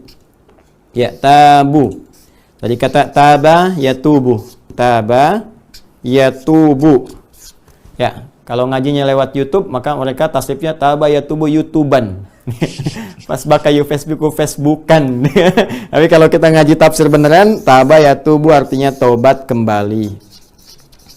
Bukan cuma kembali ya, tapi kembali ke jalan yang benar, ke jalan yang lurus, kembali ke jalan yang benar, hak, kebenaran mutlak. Dia ada kembali ke asal, disebut ada yang udu, audan id. Idul Fitr, kembali kepada asal kita, asal makan dari kata futur atau fitrah. Di Quran surah 30 ayat ke-30-nya ya. Fa'aqim wajhaka lid-dini hanifa fitratallahi allati fataran nasa 'alaiha. Itu Id. Ya, kan kita diingatkan akan pulang. Kenapa mesti kembali ke fitrah? Karena akan kita pulang dengan fitrah itu kepada Allah. Karena itu tempat kembali kepada Allah disebut ma'ad namanya.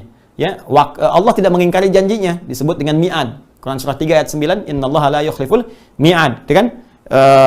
Innal ladzi farada 'alaikal qur'ana laradduka ila ma'ad. Ya, karena itu Ibnu Qayyim Al-Jauziyah punya kitab Zadul Ma'ad. Ya, kembali. Nah, itu kembali. Kalau kembali pulang dalam konteks umum itu raja'a.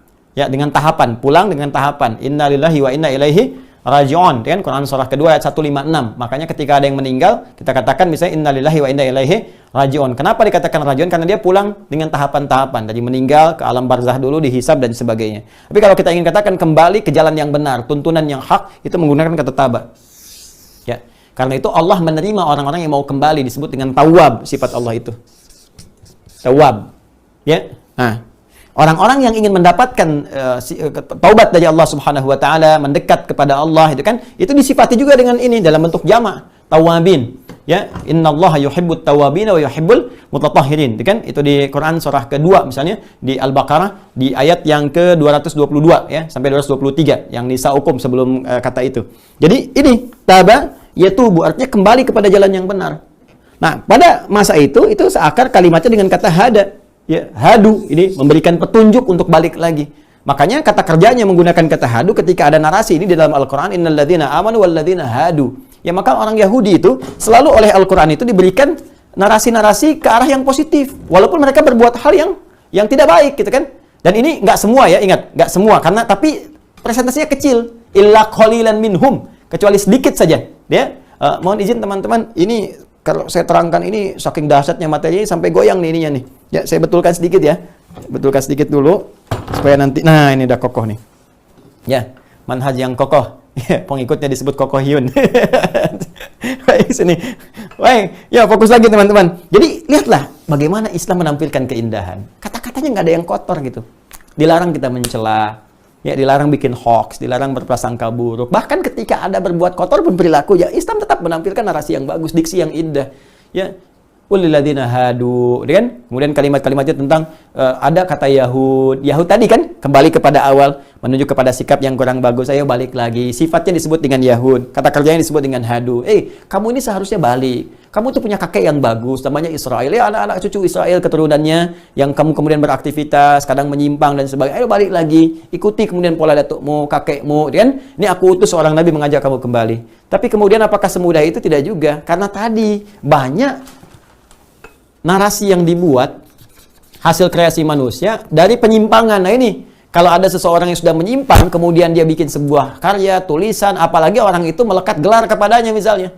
Ya seperti dicela kan, di dalam Al-Quran itu. Ada kan, mohon maaf tuh pemuka-pemuka Yahudi, bahkan di masa-masa Nabi Sallallahu Alaihi Wasallam yang sebelum-sebelumnya. Karena mereka dianggap sebagai pemuka, maka jadi tumpuan, jadi teladan gitu kan. Tapi ketika dia menuliskan sesuatu yang salah, jadi kecelakaan. Seperti Firaun yang sangat menyandarkan kepada pembisiknya di istana itu, Haman, kan? Intelektual itu. Ya cuman keblinger jadi salah, akhirnya jadi madarat. Makanya iblis itu dalam bahasa Yunani disebut diabolis. Ya, intelektual yang keblinger, ya yang jadi jahat kemudian waktu, ya. Nah, ini yang jadi persoalan. Karena dulu narasi dituliskan seperti tadi saya sampaikan di Kejadian kan pasal 32 yang ayat 28 tadi, itu karena diyakini turun-temurun terus akhirnya menjadi sebuah karakter. Jadi nggak mudah. Apa yang terjadi kemudian ketika Musa pun ya sudah mengatasi persoalan, mohon maaf dekat Tur Sina itu, selesai dari kerjaan Firaun dapat itu, kemudian diambil orang-orang yang mau taat kepada beliau. Nah itu pun masih dibilang. Makanya nanti saya kadang kalau sebut kita nanti takutnya dipotong gitu kan. Ada kitab namanya Bilangan gitu kan. Itu kan dibilang berapa jumlahnya yang ikut dan seterusnya kan. Itu pun juga yang dibilang itu nggak semuanya patuh lagi. Ya. Kalau kita mau lihat teman-teman sekalian, begitu sudah selesai terima wahyu kasus Samiri selesai, siapa yang mau tobat ikut aku.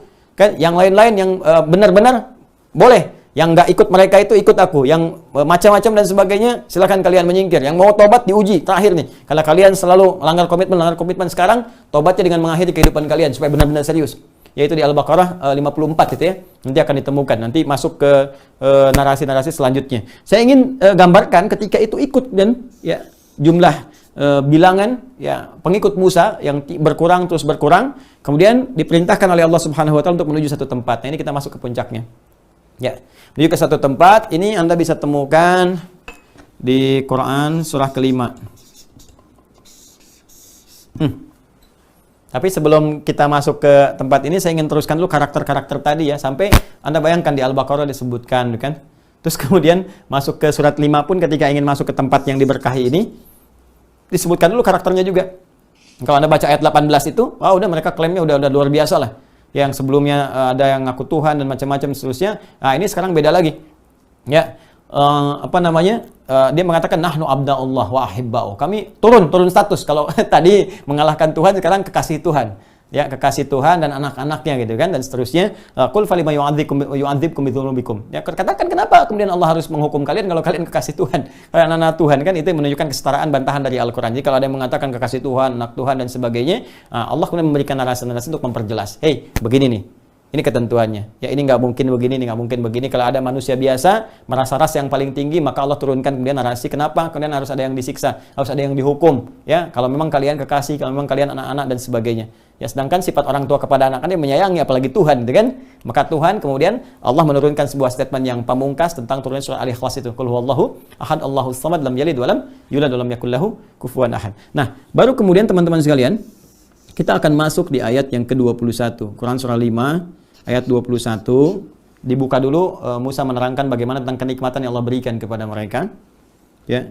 Kemudian nanti ada para nabi di ayat ke-18, ayat 18 dan nanti turunan untuk ahli kitab supaya bisa mendekat kepada Allah atas nikmat-nikmat mereka. 19-nya masuk lagi ke kisah Musa. Kemudian 20-nya, nah ini menggambarkan mereka diberikan anugerah para nabi ya yang sangat banyak. Idh ja'ala fikum anbiya ya bani qala Musa liqaumi ya qaumi dzkuru ni'mati allati an'ama Allahu 'alaikum ya idh ja'ala fikum wa dzkuru ni'mati allati an'ama Allahu 'alaikum idh ja'ala fikum anbiya wa ja'alakum muluka wa kemudian wa atakum ma lam yuti ahadan minal 'alamin. Hai Bani Israel, bersyukurlah kepada Allah. Sekarang kita sudah bebas, sudah baik, dan bagaimana kalau kalian ingat generasi kita itu banyak raja-raja Allah berikan kepada kita, Daud, Sulaiman dan sebagian turunan-turunan itu ya yang setelahnya juga gitu. Sebelumnya ada Yusuf, Yusuf, ada dan seterusnya. Kemudian banyak para nabi diberikan kepada kita sampai saat ini. Bahkan nanti itu akan terus berlangsung. Seperti yang tadi saya katakan, setelah nanti Musa, nanti turunan yang lain dari Yehuda itu ada Daud, ada Sulaiman, bahkan nanti sampai ke Isa ke bawahnya alaihissalam.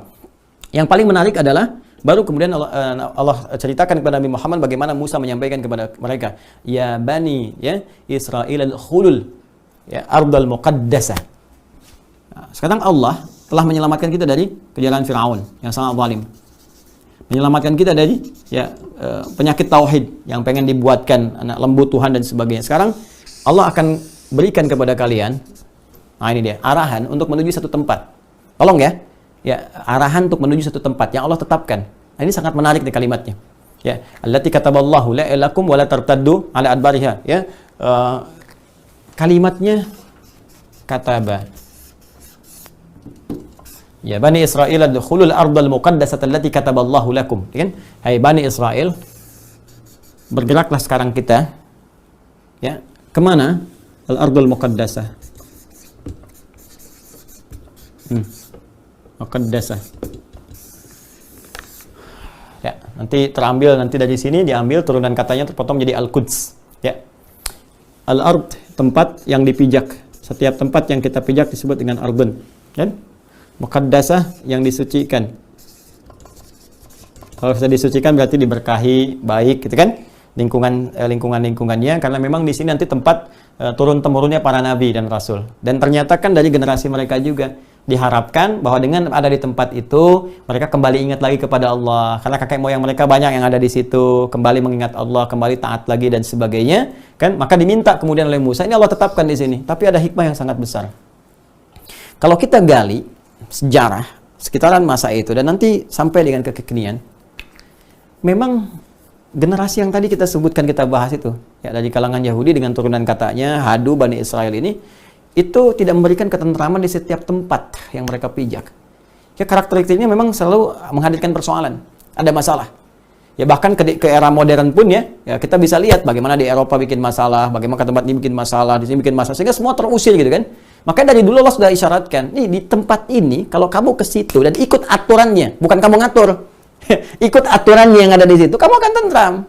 Dan kamu akan dididik kembali ya, mendekat kepada aturan-aturan yang kakek nenek moyang kamu tuh pernah sampaikan di situ. Ya, ingat frase ini ya, jangan dipisahkan tuh frase ini. Makanya Allah tetapkan kataballahu lakum. Allah tetapkan kamu di sini sebetulnya. Bisa diterima itu di sini kalau kamu ikut aturan. Bukan kamu ngatur sendiri. Jadi ke situ pun kalau ngatur sendiri kacau lagi. Tapi kalau kamu ikut aturan yang ada di situ, kemudian bergerak menuju Allah, maka kamu akan terbimbing dalam kebaikan seperti kakek moyang kamu banyak di situ. Dan banyak yang menerima wahyu sampai tempat itu disucikan. Al-Ardul Muqaddasah. Belum masuk ke situ, apa jawaban mereka? Lihat ayat dua-duanya. Qalu ya Musa inna fiha qauman jabbarin wa inna lan nadkhulaha ya madamu fiha wa inna lan nadkhulaha hatta yakhruju minha fa in yakhruju minha fa inna dakhilun. Musa, di sana itu ada preman-preman. Yang besar-besar. Qauman jabbarin tuh yang badan besar, yang luar biasa gitu, menyeramkan ini. Nah, ini di setiap tempat juga ada yang begitu gitu kan. Coba kan ujian pertama. Mau nggak masuk nih? Diuji lagi nih. Nah, ini juga teman-teman sekalian, ada Jabbar, ada Jabban, itu beda. Banyak yang nggak tahu ini ya. Ada Jabbar, ada Jabban. Bukan Gaban ya. Mungkin nggak di sini juga sih, karena Jim kadang dirubah jadi Goin gitu kan, di Mesir terutama.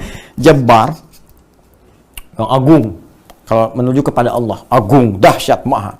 Kalau ke manusia justru kadang-kadang jadi negatif ya, dalam konteks tertentu, yang kuat tapi kekuatannya kadang digunakan untuk sesuatu yang tidak baik. Makanya ada sifat-sifat Allah itu yang nggak boleh ya coba di copy paste oleh hamba, jadi persoalan nantinya ya, seperti Jabbar ya, Mutakabbir, itu jadi salah. Begitu manusia Mutakabbir jadi sombong, tapi Allah berhak dengan segala keagungannya. Tapi ada yang bisa kita teladani menjadi nilai kebaikan dalam kehidupan. Ya, seperti Rahim, bagaimana kita menyayangi orang lain, kan? Rahman dan seterusnya. Razak, bagaimana untuk berbagi. Nah, ini Jabbar. Inna fiya qauman jabbarin. Jabban itu penakut. Jabban itu penyakut. Wallah jabbanin. Ya, orang-orang penakut. Makanya di sini ada yang meneliti. Ini bolehlah bikin disertasi teman-teman. Ya, karakteristik Yahudi dalam Al-Quran dan nas-nas misalnya klasik itu. Ya, bagaimana itu teraplikasikan dalam kehidupan yang terlihat memang asalnya penakut itu. Jadi ada yang meriset ini dan melihat karakteristik di antara bangsa Yahudi itu ada sifat-sifat penakutnya. Ya, makanya dulu ada cerita dari teman-teman yang berjuang itu, ya masa-masa perjuangan dulu, yang dari Syria, dari mana gitu kan, untuk membebaskan tahun sekitar yang perang 6 hari itu loh. Ya, di 67 itu yang rame itu kan, ada yang cerita, itu baru teriak Allahu Akbar pada lari. Allahu Akbar, lari semua. Nah, ini ternyata narasinya terbangun di Quran surah 5 ayat 22. Ya, inna fiha qauman jabbarin. Mereka banyak orang-orang yang besar. Ini kami takut nanti kalau kami tiba-tiba dizalimi oleh mereka dan sebagainya. Sampai di antara mereka itu ada 2 orang yang saleh. Jadi antara pengikut Musa yang terbilang tadi, ada bilangan, ada 2 orang yang saleh. Maka mereka berkata di ayat 23-nya, qala rajulani minal ladzina yakhafuna an'amallahu 'alaihim, ya, alaihima. Berkata 2 orang lelaki yang mereka mendapatkan nikmat dari Allah Subhanahu wa taala, yang sangat takut kepada Allah, kan? Jadi kalimat takut di sini dihadirkan ini, aduh begini lagi nih, khawatirnya ada hukuman lagi nih dari Allah kan, ada persoalan lagi gitu. Dia udah bisa baca nih. Jadi di kalangan mereka sendiri udah melihat lagi yang muncul nih. Udah kemarin nyalain ketentuan, udah minta Tuhan baru, udah diampuni, sekarang muncul lagi begini. Gimana nih? Maka 2 orang ini kasih nasihat untuk mengatakan, Musa, nggak usah kamu deh yang bicara gitu ya, biar kami aja. Supaya Musa, masalahnya kalau Musa marah, kejadian, karena Nabi. Ya Allah, ini manusia kayak gini, udah lenyapkan aja lah gitu. Itu kejadian nanti. Tapi kan harus sabar, makanya Musa masuk ulul azmi. Ya, masuk apa? Ulul azmi kan, minim kan? Ingat minim ya, ulul azmi itu yang punya kesabaran luar biasa. Minim. Musa, Isa, Nuh, Ibrahim, Muhammad SAW. Ya, disingkat demikian. Maka mereka berkata, qala rajulani minal ladzina yakhafuna an'amallahu 'alaihim. Allah berikan nikmat kepada mereka untuk taat, untuk tawakal kan? Udkhulu 'alaihimul bab. Udah masuk aja dulu. Ya. Di bab di sini bawabah, ke pintunya. Ya, ke gerbangnya. Udah, kamu masuk aja ke gerbang itu, gitu kan? Ke gerbang itu. Ada ketika kamu masuk, fa in dakhaltumu fa innakum ghalibun, ya.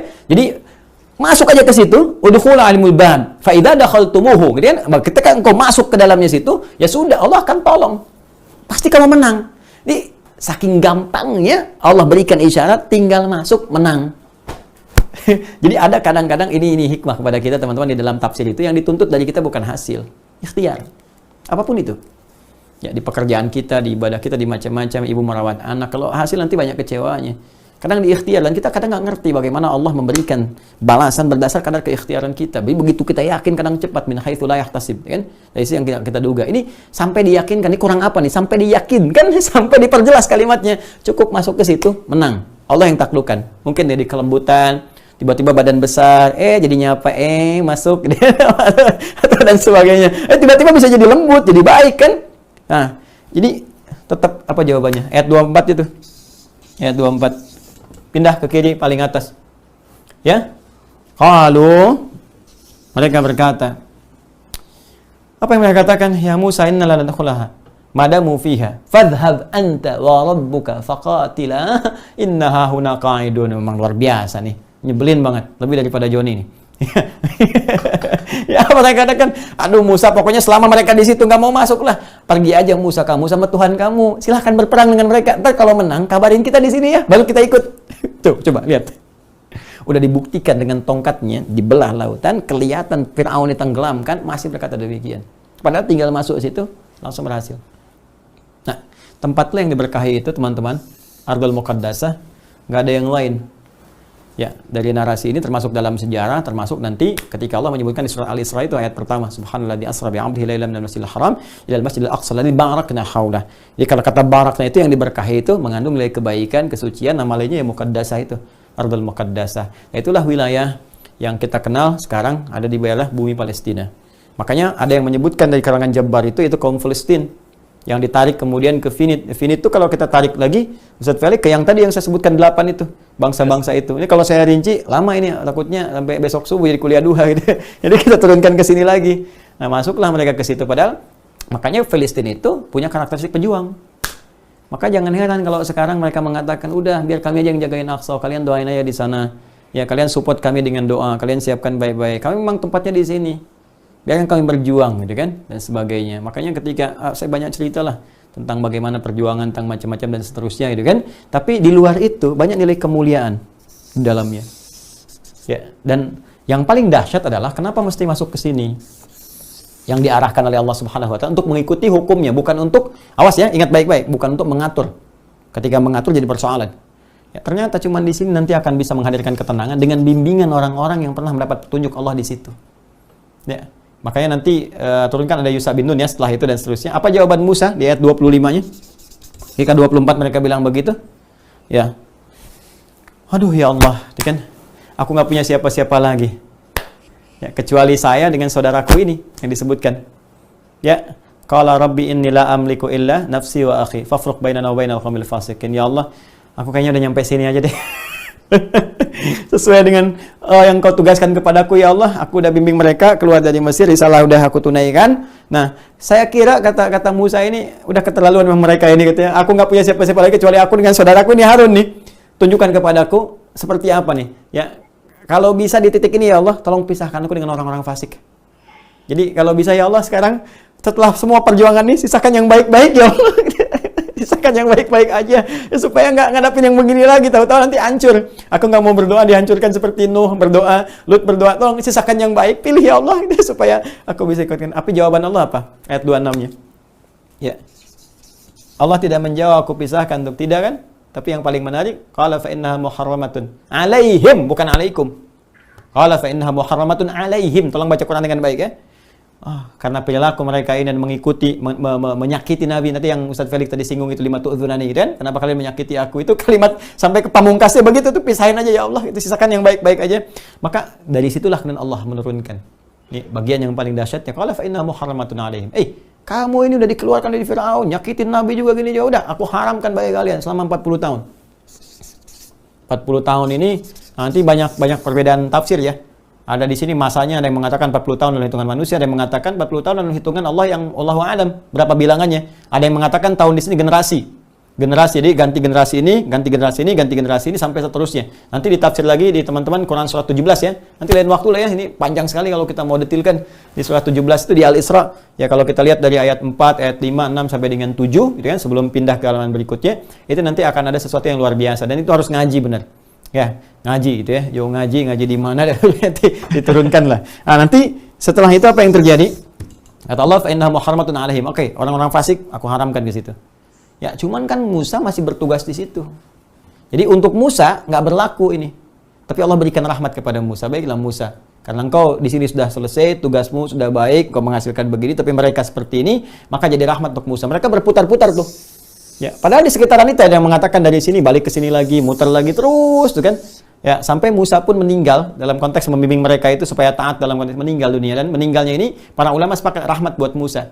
Supaya nggak ketemu lagi yang nyebelin. Ya, ingat bahasanya ya, jangan diputar-putar nih. Ingat yang seperti ini gitu, yang mengesalkan dan seterusnya. Maka teman-teman sekalian, ini selesai. Musa tugasnya di sini, meninggal beliau di situ, Harun juga kemudian meninggal, dan nanti ini akan terus bergenerasi. Tapi Musa sempat memohon sebelum meninggalnya. Ini ada riwayat menyebutkan, ya Allah, berikan aku petunjuk, aku ingin meninggal dekat ke tempat itu. Maka diminta dilemparkan batu dan nggak berjarak banyak dari situ, kemudian meninggal dunia. Nanti akan diteruskan oleh nabi-nabi setelahnya untuk membimbing, ya, di antaranya Yusuf bin Nun dan seterusnya, gitu kan, yang membimbing untuk mendekat kepada tempat yang dimaksudkan. Jadi Allah memberikan isyarat di sini, bumi ini sepanjang itu bisa diikuti aturan di dalamnya, bukan ngatur sendiri. Ya, jadi Allah itu memberikan rancangan, ada orang-orang terbaik yang Allah berikan bimbingan di sini. Kemudian dari bimbingan itu bisa memberikan kedamaian untuk orang-orang ini. Ya, diatur baik, terus bisa harus ada yang jabar tadi supaya bisa memecah perilaku-perilaku mereka, bisa patuh dan turunannya. Nah, ini yang kemudian ditangkap ya oleh Nabi sallallahu alaihi wasallam untuk disampaikan risalahnya berdasarkan nabuah beliau kepada sahabat-sahabatnya. Maka beliau berikan manhaj.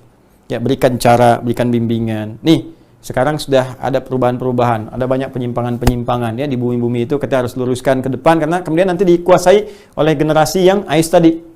Ada Romawi dan turunannya. Nah, ini jadi persoalan juga nanti, jadi persoalan juga. Makanya ketika kemudian Nabi SAW meninggal, manhaj ini dibaca oleh Umar, dikumpulkan.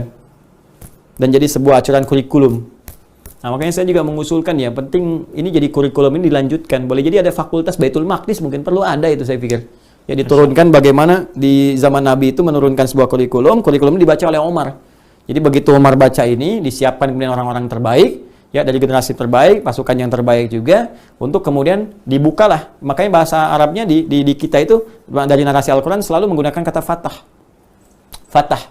Ya, inna fatahna laka fatham mubina, kan? Ada surah Al-Fatah, surah 48 itu kan. Jadi fatah itu membuka sesuatu yang baik. Makanya Allah punya namanya Al-Fattah, yang membuka segala nilai-nilai kebaikan. Makanya orang Islam itu dimanapun adanya, dia harus membuka nilai kebaikan. Jujur, inspiratif, baik, dan sebagainya, itu fatah. Jadi nggak pernah diistilahkan ihtilal, penjajahan, ya, ataupun misalnya ekspansi dan sebagainya, tidak. Selalu dinilai kebaikan. Jadi orang Islam itu datang, sampaikan yang baik-baik. Dan ke Indonesia nggak ada peperangan dan sebagainya. Nggak ada Indonesia karena waktu itu ya, nggak ada Nusantara gitu kan. Dan Nusantara juga nanti kita belajar tuh, Ustaz Felix. Nusantara itu kan dari Nuswantara. Ada 5 unsur di situ. Unsur kelimanya yang paling menarik itu nanti akan terkait dengan konturah yang tadi saya sebutkan. Dan yang paling dahsyat begini, ternyata secara tipologi kita itu dibagi kepada utara dan selatan. Sama persis dengan peta dunia, utara selatan. Dan utaranya itu Jawara, selatannya itu orang-orang soleh. Nah itu yang wah kalau ngajinya benar deh, nanti dirangkum jadi Pancasila. Di Pancasila itu saya udah temukan riset Qur'annya. Ya, yang ketuhanan yang Maha Esa, Qul Huwallahu Ahad, ya kemanusiaan yang adil dan beradab, itu kan. Innallaha ya'muru bil adli wal ihsan, ya kan. Kemudian persatuan Indonesia, wa'tasimu bihablillah jami'a, kerakyatan dipimpin oleh hikmat bijaksana dan permusyawaratan perwakilan, ya kan, wa amrum syura bainahum. Dan yang terakhir, ya, apa yang terakhir? Keadilan sosial bagi seluruh rakyat Indonesia gitu kan. Jelas semua turunan ayatnya. Terus sampai dengan wa ta'awanu 'alal birri wat taqwa, sampai ke bawah itu ada semua gitu turunannya. Makanya rahasianya kenapa ada Wahid Hashim rahimahullah, kenapa ada Kiai Agus Salim dan turunannya gitu kan.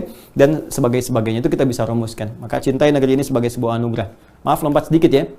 Lompat sedikit. Jadi balik ke sini teman-teman sekalian. Allah sudah sampaikan, maka melalui Nabi Muhammad SAW, kurikulumnya datang ke Umar petakan, maka ketika dibuka gerbang Baitul Maqdis ini, ya Masya Allah dengan kedamaian, dengan kebaikan, sampai Umar pun juga menyampaikan pesan-pesan terbaik, toleransi. Ini nggak usah diajarin lah orang Islam tentang toleransi. Ya lakum dinukum walidain itu sudah luar biasa, maka Umar nggak mau ganggu. Yang Kristen nggak ada, yang gereja dibiarkan saling menghormati, dijaga sampai kurang lebih 460 tahun.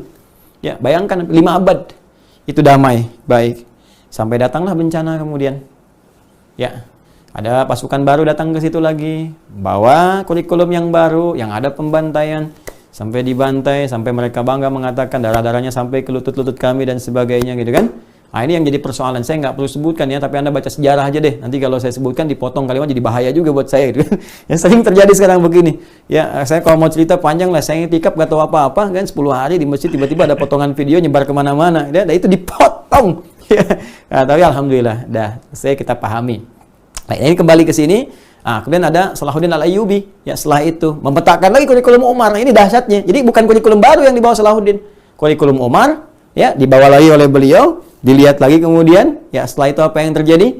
Dipelajari, ditaklukkan kembali, dibuka kembali, dan adil kembali. Dan itu berlangsung lebih lama setelah itu. Ya, yang tadi 5 abad, kalau ini hampir 8 abad, kurang lebih. Kan? Tadi 460 tahun nih, sekitar 830 tahun. Ya, yang itu berlangsung kemudian menjadi sesuatu yang sangat luar biasa. Sampai tibalah kemudian bencana itu terjadi.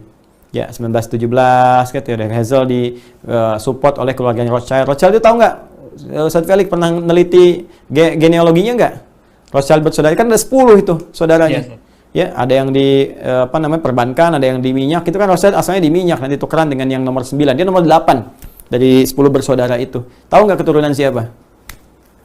Dari Yafitik, Ustaz. Ya, nyambungnya kemana? Namrud. Itu harus pokoknya kalau belajar saya bisa turunkan tuh genealoginya sampai ke situ. Ya, terus ada lagi yang paling dahsyat, cuma saya nggak mau sebut karena ini luar biasa ini. Ada keturunan Firaun juga, terus itu gabung. Nah ini yang membelah Palestina.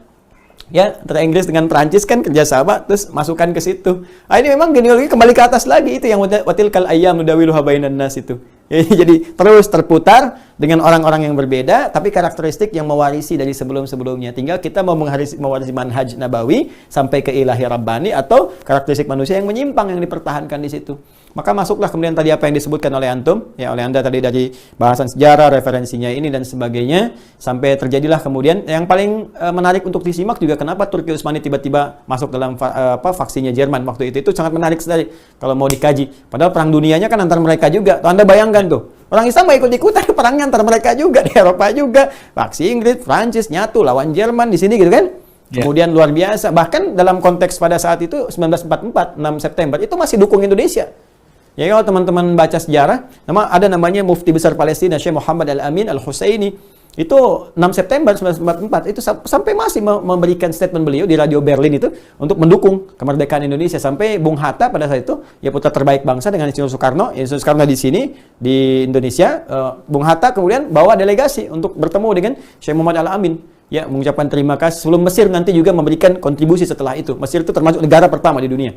Ya kita berutang juga ya secara moral kepada Mesir, karena itu kita menyatu dalam kebaikan dengan Mesir, dengan Al-Azhar dan sebagainya. Itu ada sejarah.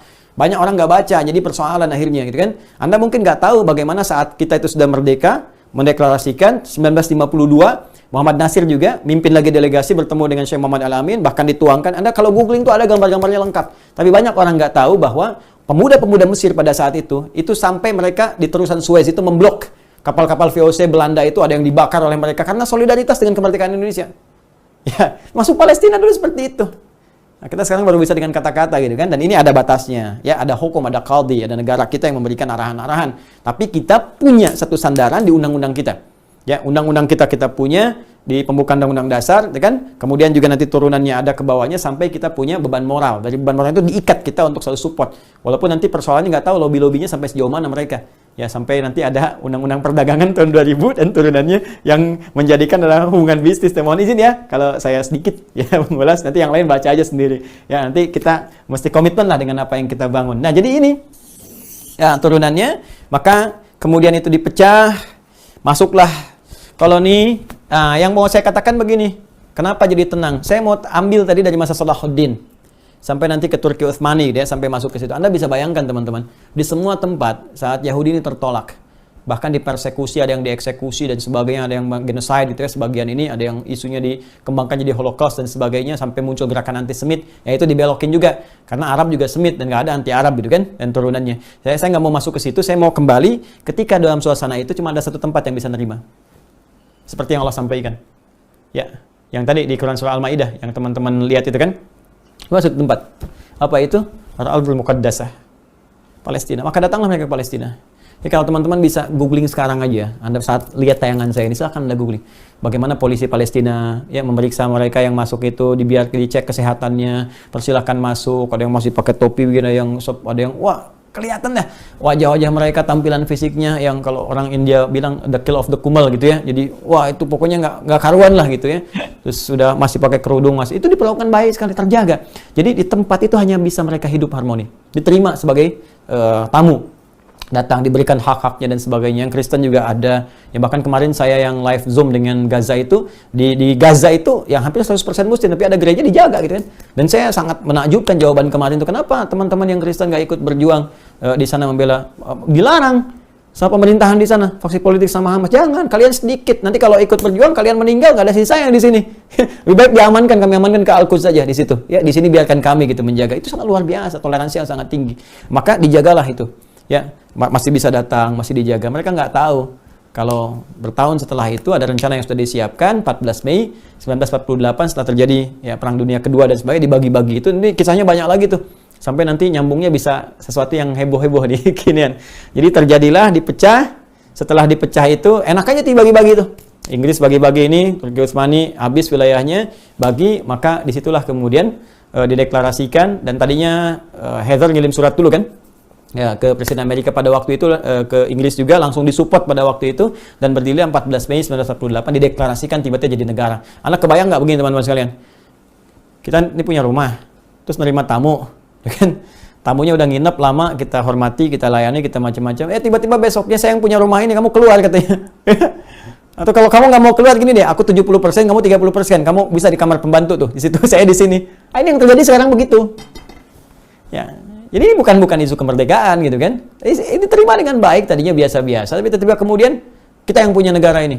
Kamu numpang di sini. Kalau kamu mau kita bagi dua. Bagi duanya kamu 30%, aku 70%. Kebayang nggak saat Belanda datang ke Nusantara misalnya. Terus kita mau berjuang jadi Indonesia. Udahlah, kita gini aja, damai aja, jangan ribut-ribut deh. Kalian sama Belanda, ada orang asing bilang begini ke kita, orang luar misalnya kan. Udah, Indonesia sama Belanda jangan ribut-ribut. Bagi dua aja, dua negara ada di situ. Ya, Belanda 70% karena penjajah, kalian 30%. Mau nggak? Enggak kan? Kita katakan Allahu Akbar, kita berjuang. Sampai muncullah 17 Agustus. Ramadan loh, 9 Ramadan, itu perjuangan. Ya, 9 Ramadan itu, ya bersama dengan 17 Agustus 1945 kita berjuang dan kita katakan nggak ada. NKRI, harga mati. Tuh yang sekarang tuh yang bilang harga mati, tahu nggak? Ini harga mati tuh ini nih. Ini gambaran dari darah para pejuang yang sudah berkorban luar biasa. Ya, bahkan diantaranya yang muslim meneriakkan kalimat takbir sebagai gambaran ibadah. Nih, gambaran kain kafan nih. Gambaran putih ini. Bagi mereka, ya hidup mulia atau mati syahid. Bagi umat Islam pada waktu itu berjuang sampai ada resolusi jihad kayak Muhammad Hashim bin Asy'ari, kayak Zainal Mustafa di Tasik, kayak Nur Ali di Bekasi dan turunan-turunannya. Ini jangan disia-siakan teman-teman.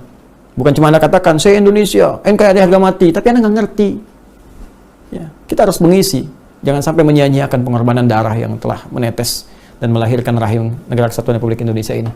Ya, yang dibalut dengan kain kafan. Kita suatu saat akan kembali dan kita harus mengisi perjuangan dengan baik. Dan di antara yang melahirkan rahim ini. Yang bagaimana mensupport kita pada waktu itu. Ini Palestina. Karena itu kita punya hutang moral, hutang kemerdekaan. Ya, hutang deklarasi. Ya, karena itu kemarin saya sampaikan, yuk bangun hashtag lah, Save Palestine, Freedom for Palestine dan sebagainya, turunan-turunan. Kita nggak menyoal etnis ya. Tadi dikatakan bukan masalah Yahudinya atau lain. Karena di berbagai tempat juga banyak orang Yahudi, kayak yang kata Al-Quran, illa qalilan minhum, itu segelintir mereka itu ikut berjuang, ikut nyampaikan aspirasi. Ada yang ikut ditangkepin juga dan sebagainya. Ya, jadi ya, kalau ada orang yang sampai datang ke Israel sana ngejelek-jelekin perjuangan di sini atau yang di sana juga bikin video nyampaikan gini-gini, nyebut orang itu teroris, saya kira itu kurang sehat deh. Ya, agak konslet menurut saya, karena ya, nggak ngerti sejarah gitu. Tapi kita hormatin lah, ya hormatin dalam konteks ya udah jauh-jauh ke sana gitu kan, membuka wawasan dari kita semua, dan kita jangan buang-buang waktu untuk menyoal yang begitu, nggak perlu diviralkan. Kalau diviralkan memberikan ruang. Itu di Quran surah keempat ayat 140, kata Al-Quran sudah waqad nazzala 'alaikum fil kitab an idza sami'tum ayatillahi yukfaru biha wa yastahza'u biha fala taqudu ma'hum hatta yakhudu fi haditsin ghairi. Kalau ada yang menyimpang, aneh-aneh ya, atau bikin sesuatu yang kontroversial, jangan diviralkan, biarin aja. Entar hilang sendiri gitu ya, supaya dia nggak dapat ruang untuk tampil. Tapi kita doakan supaya dapat hidayah, karena dia punya hak untuk mendapat hidayah Allah sepanjang nyawa belum sampai ke kerongkongan. Jadi saya pun mengajak, dan saya tidak pernah mengajarkan ya kepada teman-teman ya, murid-murid ataupun yang bergabung untuk mencela, untuk saya mengolok-olok, menghina, bikin hoax, tidak. Berarti kalau ada yang berbuat seperti itu bukan dari saya itu ya. Termasuk mohon izin tuh yang bikin potongan-potongan video. Ya, saya juga mohon izin Ustaz Felix, ini saya hari ini aja per hari ini ada laporan-laporan yang saya kira harus disikapi gitu. Kemarin saya terpaksa nempuh jalur hukum, itu pun masih baik sekali. Ya, saya minta pengacara saya coba kasih somasi, tapi yang menyadarkan gitu ya. Jadi saya dikutip ceramah dipotong, ada yang jualan kemarin Kustul Hindi. Jadi ngutip ceramah saya itu, alhamdulillah udah minta maaf, udah turunan, tapi ada yang lain juga. Hari ini baru kita mau Zoom ini dan live dengan teman-teman pemirsa. Ada lagi yang dari akun Instagram tuh, apa Negeri Akhirat apa namanya itu ya. Jadi buku kita dibukan di tempat-tempat tanpa izin. Diingatkan juga masih seperti itu ya. Saya kira kita doakan dan kita akan ingatkan terus jadi baik. Ustaz Felix, ini yang secara umum saya bisa tampilkan. Masya Allah. Ya, dan Ustaz Felix juga udah tadi bahas dari segi sejarahnya. Teman-teman ini sangat luar biasa. Ini baru mungkin 15% ya yang kita bahas. Sebab detailnya belum gitu. Detailnya kalau kita bahas dari Nabi Adam turun ke bawah, Nabi Nuh berapa, sampingnya kanan kiri, turunkan generasinya, itu bisa lebih dahsyat lagi. Dan mungkin kita bisa menemukan ini kita nih bapak moyangnya kemana gitu. Ya, makanya di Amerika itu pernah ada kan yang dites genetik itu tiba-tiba dengan temennya ketemu ternyata satu kakek, satu bapak gitu ya. Menarik. Tapi kita terkumpul lewat turunan Bani Adam. Mohon izin Ustaz Felix, jadi saya yang banyak ya, ini Ustaz, jadi Allah, bicaranya. Gimana? Closing statementnya nih dari Ustaz Felix, situasi sekarang seperti apa? Ada dua hal yang tadi yang saya dapatkan luar biasa. Pertama adalah dari penjelasan Ustaz Adi. Itu saya jadi kepikir bahwa ketika ada orang mengatakan bahwa secara legal itu adalah tanahnya orang-orang Yahudi, ternyata tadi sudah Ustaz Adi jelaskan jawaban mereka pada Musa, lalu kemudian bagaimana tingkah laku mereka ketika mereka sudah diusir 2 kali. Dan akhirnya ketika Umar datang ke sana itu pun Umar mendapatkan penyerahan secara langsung oleh Patrik yang ada di sana untuk mendapatkan kunci Baitul Maqdis. Nah, karena itulah sebenarnya kaum muslimin tidak pernah merampas Baitul Maqdis, tapi diberikan kuncinya. Sehingga secara legal ya itu tidak ada sama sekali paksaan kaum muslimin untuk bisa masuk ke sana, tapi diserahkan.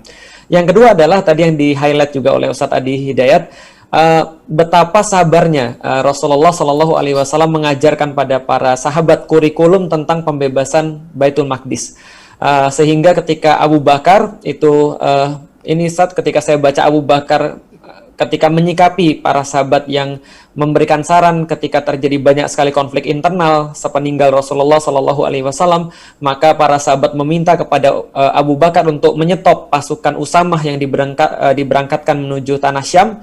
Maka Abu Bakar berkata bahwa saya tidak akan pernah untuk menyelesaikan atau menghentikan atau memutus yang telah dimulai oleh Rasulullah Sallallahu Alaihi Wasallam. Maka Abu Bakar sangat yakin dengan langkah ini karena langkah ini adalah kurikulumnya Rasulullah. Diteruskan oleh Umar, lalu kemudian sampai 638 kita melihat Baitul Maqdis bisa dibebaskan oleh kaum muslimin. Nah, ini menjadi PR buat kita. Kalau saya sedikit singgung aja tentang Nuruddin Zanki dan bagaimana beliau menempuh jalan jihad ilmu ini, menyiapkan referensi ini, beliau pernah meminta satu ulama namanya Ibnu Asakir untuk menuliskan tarikh Dimask yang itu panjangnya 80 jilid. Dan Masya Allah itu baru satu kitab untuk menyiapkan pembebasan Baitul Maqdis. Pertanyaannya sejauh mana kita untuk bersabar dan sejauh mana kita untuk berusaha agar kita menyiapkan jihad ilmu sebelum tahapan-tahapan berikutnya yang tadi Ustadz Adi sudah sampaikan. Dan Masya Allah Ustadz itu baru 2 halaman, kita tunggu lagi Ustadz bimbingan untuk halaman-halaman berikutnya Ustadz. Ya, itu 80 jilid itu baru satu ayat di Al-Quran, surat 17 ayat 5. Ibadah lana uli ba'sin syadidin gitu kan. Jadi saya pengen highlight juga ada satu bagian yang terpenting itu Islam itu datang dengan pencerahan, dengan pembukaan, dengan kebaikan. Misinya salam, ya, dinus salam, kedamaian, ya, kepatuhan, ketentraman, kebaikan. Jadi yang dibawa Islam itu kedamaian.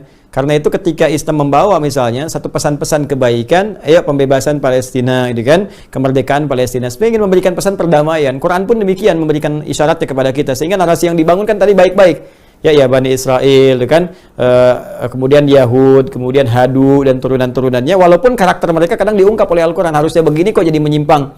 Sampai nanti di penghujung juz yang ke-6 itu la tajidanna, gitu kan. Asyadana si adawat alladziina amanu alladziina al-yahud, kan, walladzina asyraku. Ada orang-orang yang kelas permusuhannya kepada orang-orang Islam, gitu kan. Di antara mereka ada yang di antara kalangan Yahudi yang banyak itu. Itu pun karakter yang disebutkan oleh Al-Quran yang seharusnya mereka nggak begitu, gitu ya. Nah, jadi orang Islam harus memberi contoh. Saya ulangi lagi ya, orang Islam harus memberi contoh apa yang kita bisa highlight di malam hari ini. Karena boleh jadi orang Yahudi, orang Nasrani ataupun yang lainnya nggak baca Quran, nggak baca hadis karena itu nggak tahu diksi ini, salah paham. Tapi yang dibaca adalah karakter orang Islamnya, perilaku kitanya. Maka kita harus belajar Quran yang sesungguhnya lagi. Balik lagi, makanya di Al-Quran itu orang dilarang untuk berjihad fisik sebelum dia bisa menaklukkan dirinya, jihad nafsi itu lewat ibadah. Ya ada orang pengen, ya Nabi kami ikut berjuang. Ya kata Allah turunkan ayat kepada mereka, kalian perbaiki sholat dulu deh. Ya, sholat dulu, bayar zakat dulu, ngerti dulu ibadah, baru kalian bisa mengeluarkan hal itu bahkan tanpa diminta. Jadi saya ingin sampaikan bahwa pesan yang pertama adalah pesan yang dibawa perdamaian. Jadi kita yakin sih kalau misalnya ini Palestina bisa kelola dengan baik, apalagi dengan manhaj nilai kurikulum tadi kebaikan, akan damai di dunia. Seperti 2 masa pernah terjadi, kan? Masanya yang Umar bin Khattab, masanya Salahuddin Al-Ayyubi, ya. Tapi kalau kondisi yang seperti ini dibiarkan, datang lagi begini, pengen ngatur, pengen ini, pengen itu, saya yakin sampai menjelang akhir, bahkan mungkin nubuat yang terakhir, yang tiba, yang bukan di kitab-kitab lain disebut sebagai Armageddon dan sebagainya. Ini akan ke akhir perjuangan, akhir ini babnya lain lagi lah itu, babnya lain lagi. Tapi tugas kita saat ini adalah 2. Yang pertama memperbaiki ya kedekatan kita dengan Allah Subhanahu wa taala supaya tidak salah langkah. Ya jadi iman itu penting untuk menguatkan diri kita sehingga tersambung dengan Allah sehingga dapat bimbingan. Dan yang kedua adalah ilmu. Ya iman tanpa ilmu itu bahaya. Yakin kita berjuang, kita sholat besoknya subuh 3 rakaat gitu kan jadi masalah juga. Ya diprovokasi dikit nebarkan bom, nembak ini nembak itu kan bahaya juga sehingga jadi stigma juga pada umat Islam. Jadi kita belajar yang benar, makanya sholatnya perbaiki ya. Kemudian juga baca Quran yang bagus, pelajari lagi ilmunya. Setelah itu belajar. Kalau kita mau kansan ke tadi kajian tentang Baitul Maqdis, kan kita umum Baitul Maqdisnya gitu kan, Ardul Muqaddasanya. Saya kira ini mesti jadi fakultas ya di pembelajaran tersendiri atau mungkin jurusan lah di Universitas Islam di Indonesia itu ada jurusan yang mengkaji masalah itu atau setidaknya kalau nanti ada kajian di Asia Barat, gitu kan, ya atau di peradaban Islam nanti masuk di adab ya. Kalau di Universitas Islam itu adab nanti ke bawahnya ada lagi yang bahasa, ada yang sejarah, ada yang turunan yang lainnya atau di sastra Asia Barat ya ada turunan ke bawah. Saya kira bisa dibuat sebuah jurusan yang mengkaji khusus tentang Baitul Maqdis ya. Profesor Abdul Fattah itu bagus tuh ya, 3 jilid saya sudah juga dapatkan itu dan saya sudah baca juga yang tadi saya sampaikan berapa hal. Terima kasih teman-teman sahabat Al-Aqsa, saya rekomendasikan teman-teman itu ya, bukunya bagus untuk dibaca karena itu ilmiah dan saya pikir juga kalaupun teman-teman beli saya bukan endorse ya karena saya juga tidak ada pesan-pesan dari Al-Aqsa, tapi saya menyampaikan sebuah hasil bacaan saya yang isinya bagus berkualitas. Jadi kalau teman-teman pengen tahu itu bagus untuk saran kita, dan saya kira kalaupun kita beli juga hasilnya akan dikembalikan kepada nilai kebaikan dan untuk teman-teman di Palestina sendiri. Ustaz Felix, terima kasih banyak malam hari ini. Saya mohon maaf nih, ya, mengondisikan kegiatan untuk bergabung bersama kita. Ya, alhamdulillah teman-teman, ternyata beliau tidak hanya datang ke Karni Ilyas Club, dengan saya juga mau. Ya, alhamdulillah. Antum lebih afdol, Ustaz. Nah, nanti kebukanya terlalu banyak kalau dengan saya. Ini ya seperti itulah, Ustaz Felix, terima kasih banyak, dan saya juga ingin sampaikan nih. Insya Allah beliau ini ya, lu ngaji juga dengan saya di sini juga, dan cintanya pada Indonesia luar biasa. Ya, cintanya pada Indonesia ini Pancasila banget nih. Pancasila banget. Kalaupun bicara tentang sejarah, tentang khilafah, tentang apa, itu lebih menunjukkan kepada bagaimana sistem kebaikan-kebaikan yang bisa dipelajari, yang diterapkan dalam setiap konsep pemerintahan ataupun konsep kehidupan masyarakat. Lebih ke arah itu gitu kan. Nah, jadi saya kira jangan terlalu berlebihan juga ya. Insya Allah ini baik. Dan teman-teman juga kalau mau tanya, mau minta referensi, baik, ini hafal Pancasila loh. Ya, belum tentu juga yang sekarang teriak-teriak Pancasila bisa secepat Ustaz Felix. Ustaz Felix, sila pertama.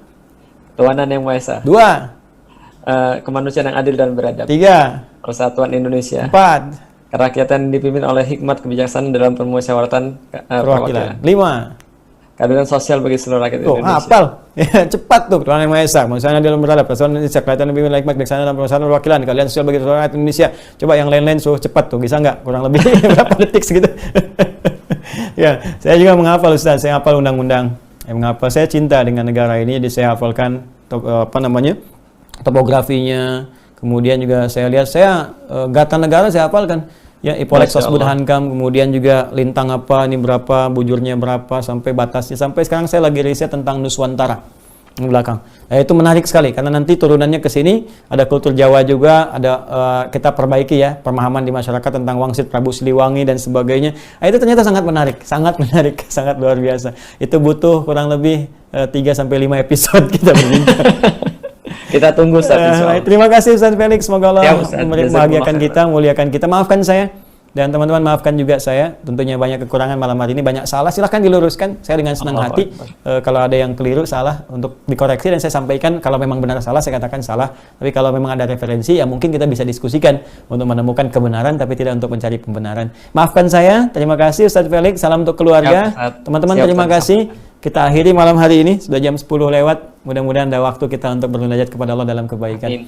Allahumma taqabbal minna innaka antas samiul alim wa tub alaina innaka antat tawwabur rahim. Allahumma arzuqna ni'mata hubbaka ya Allah, ni'mal mahabba ilaika wa ni'mal mahabba ila rasulika Muhammad sallallahu alaihi wasallam, waj'alna ya Allah min atba'ihi salihin, waj'alna min ibadikal muttaqin. Allahumma ansurna wa ansur ikhwatana fi Filistin wa shaddid quwwatal mujahidin wa dammir a'da'aka a'da'ad din. Wa sallallahu ala nabiyyikal karim sayyidina Muhammad wa ala alihi wa sahbihi ajma'in. Wa akhiru da'wana subhanakallahumma bihamdika asyhadu an la ilaha illa anta nastaghfiruka wa natubu ilaik. Walhamdulillahi rabbil alamin.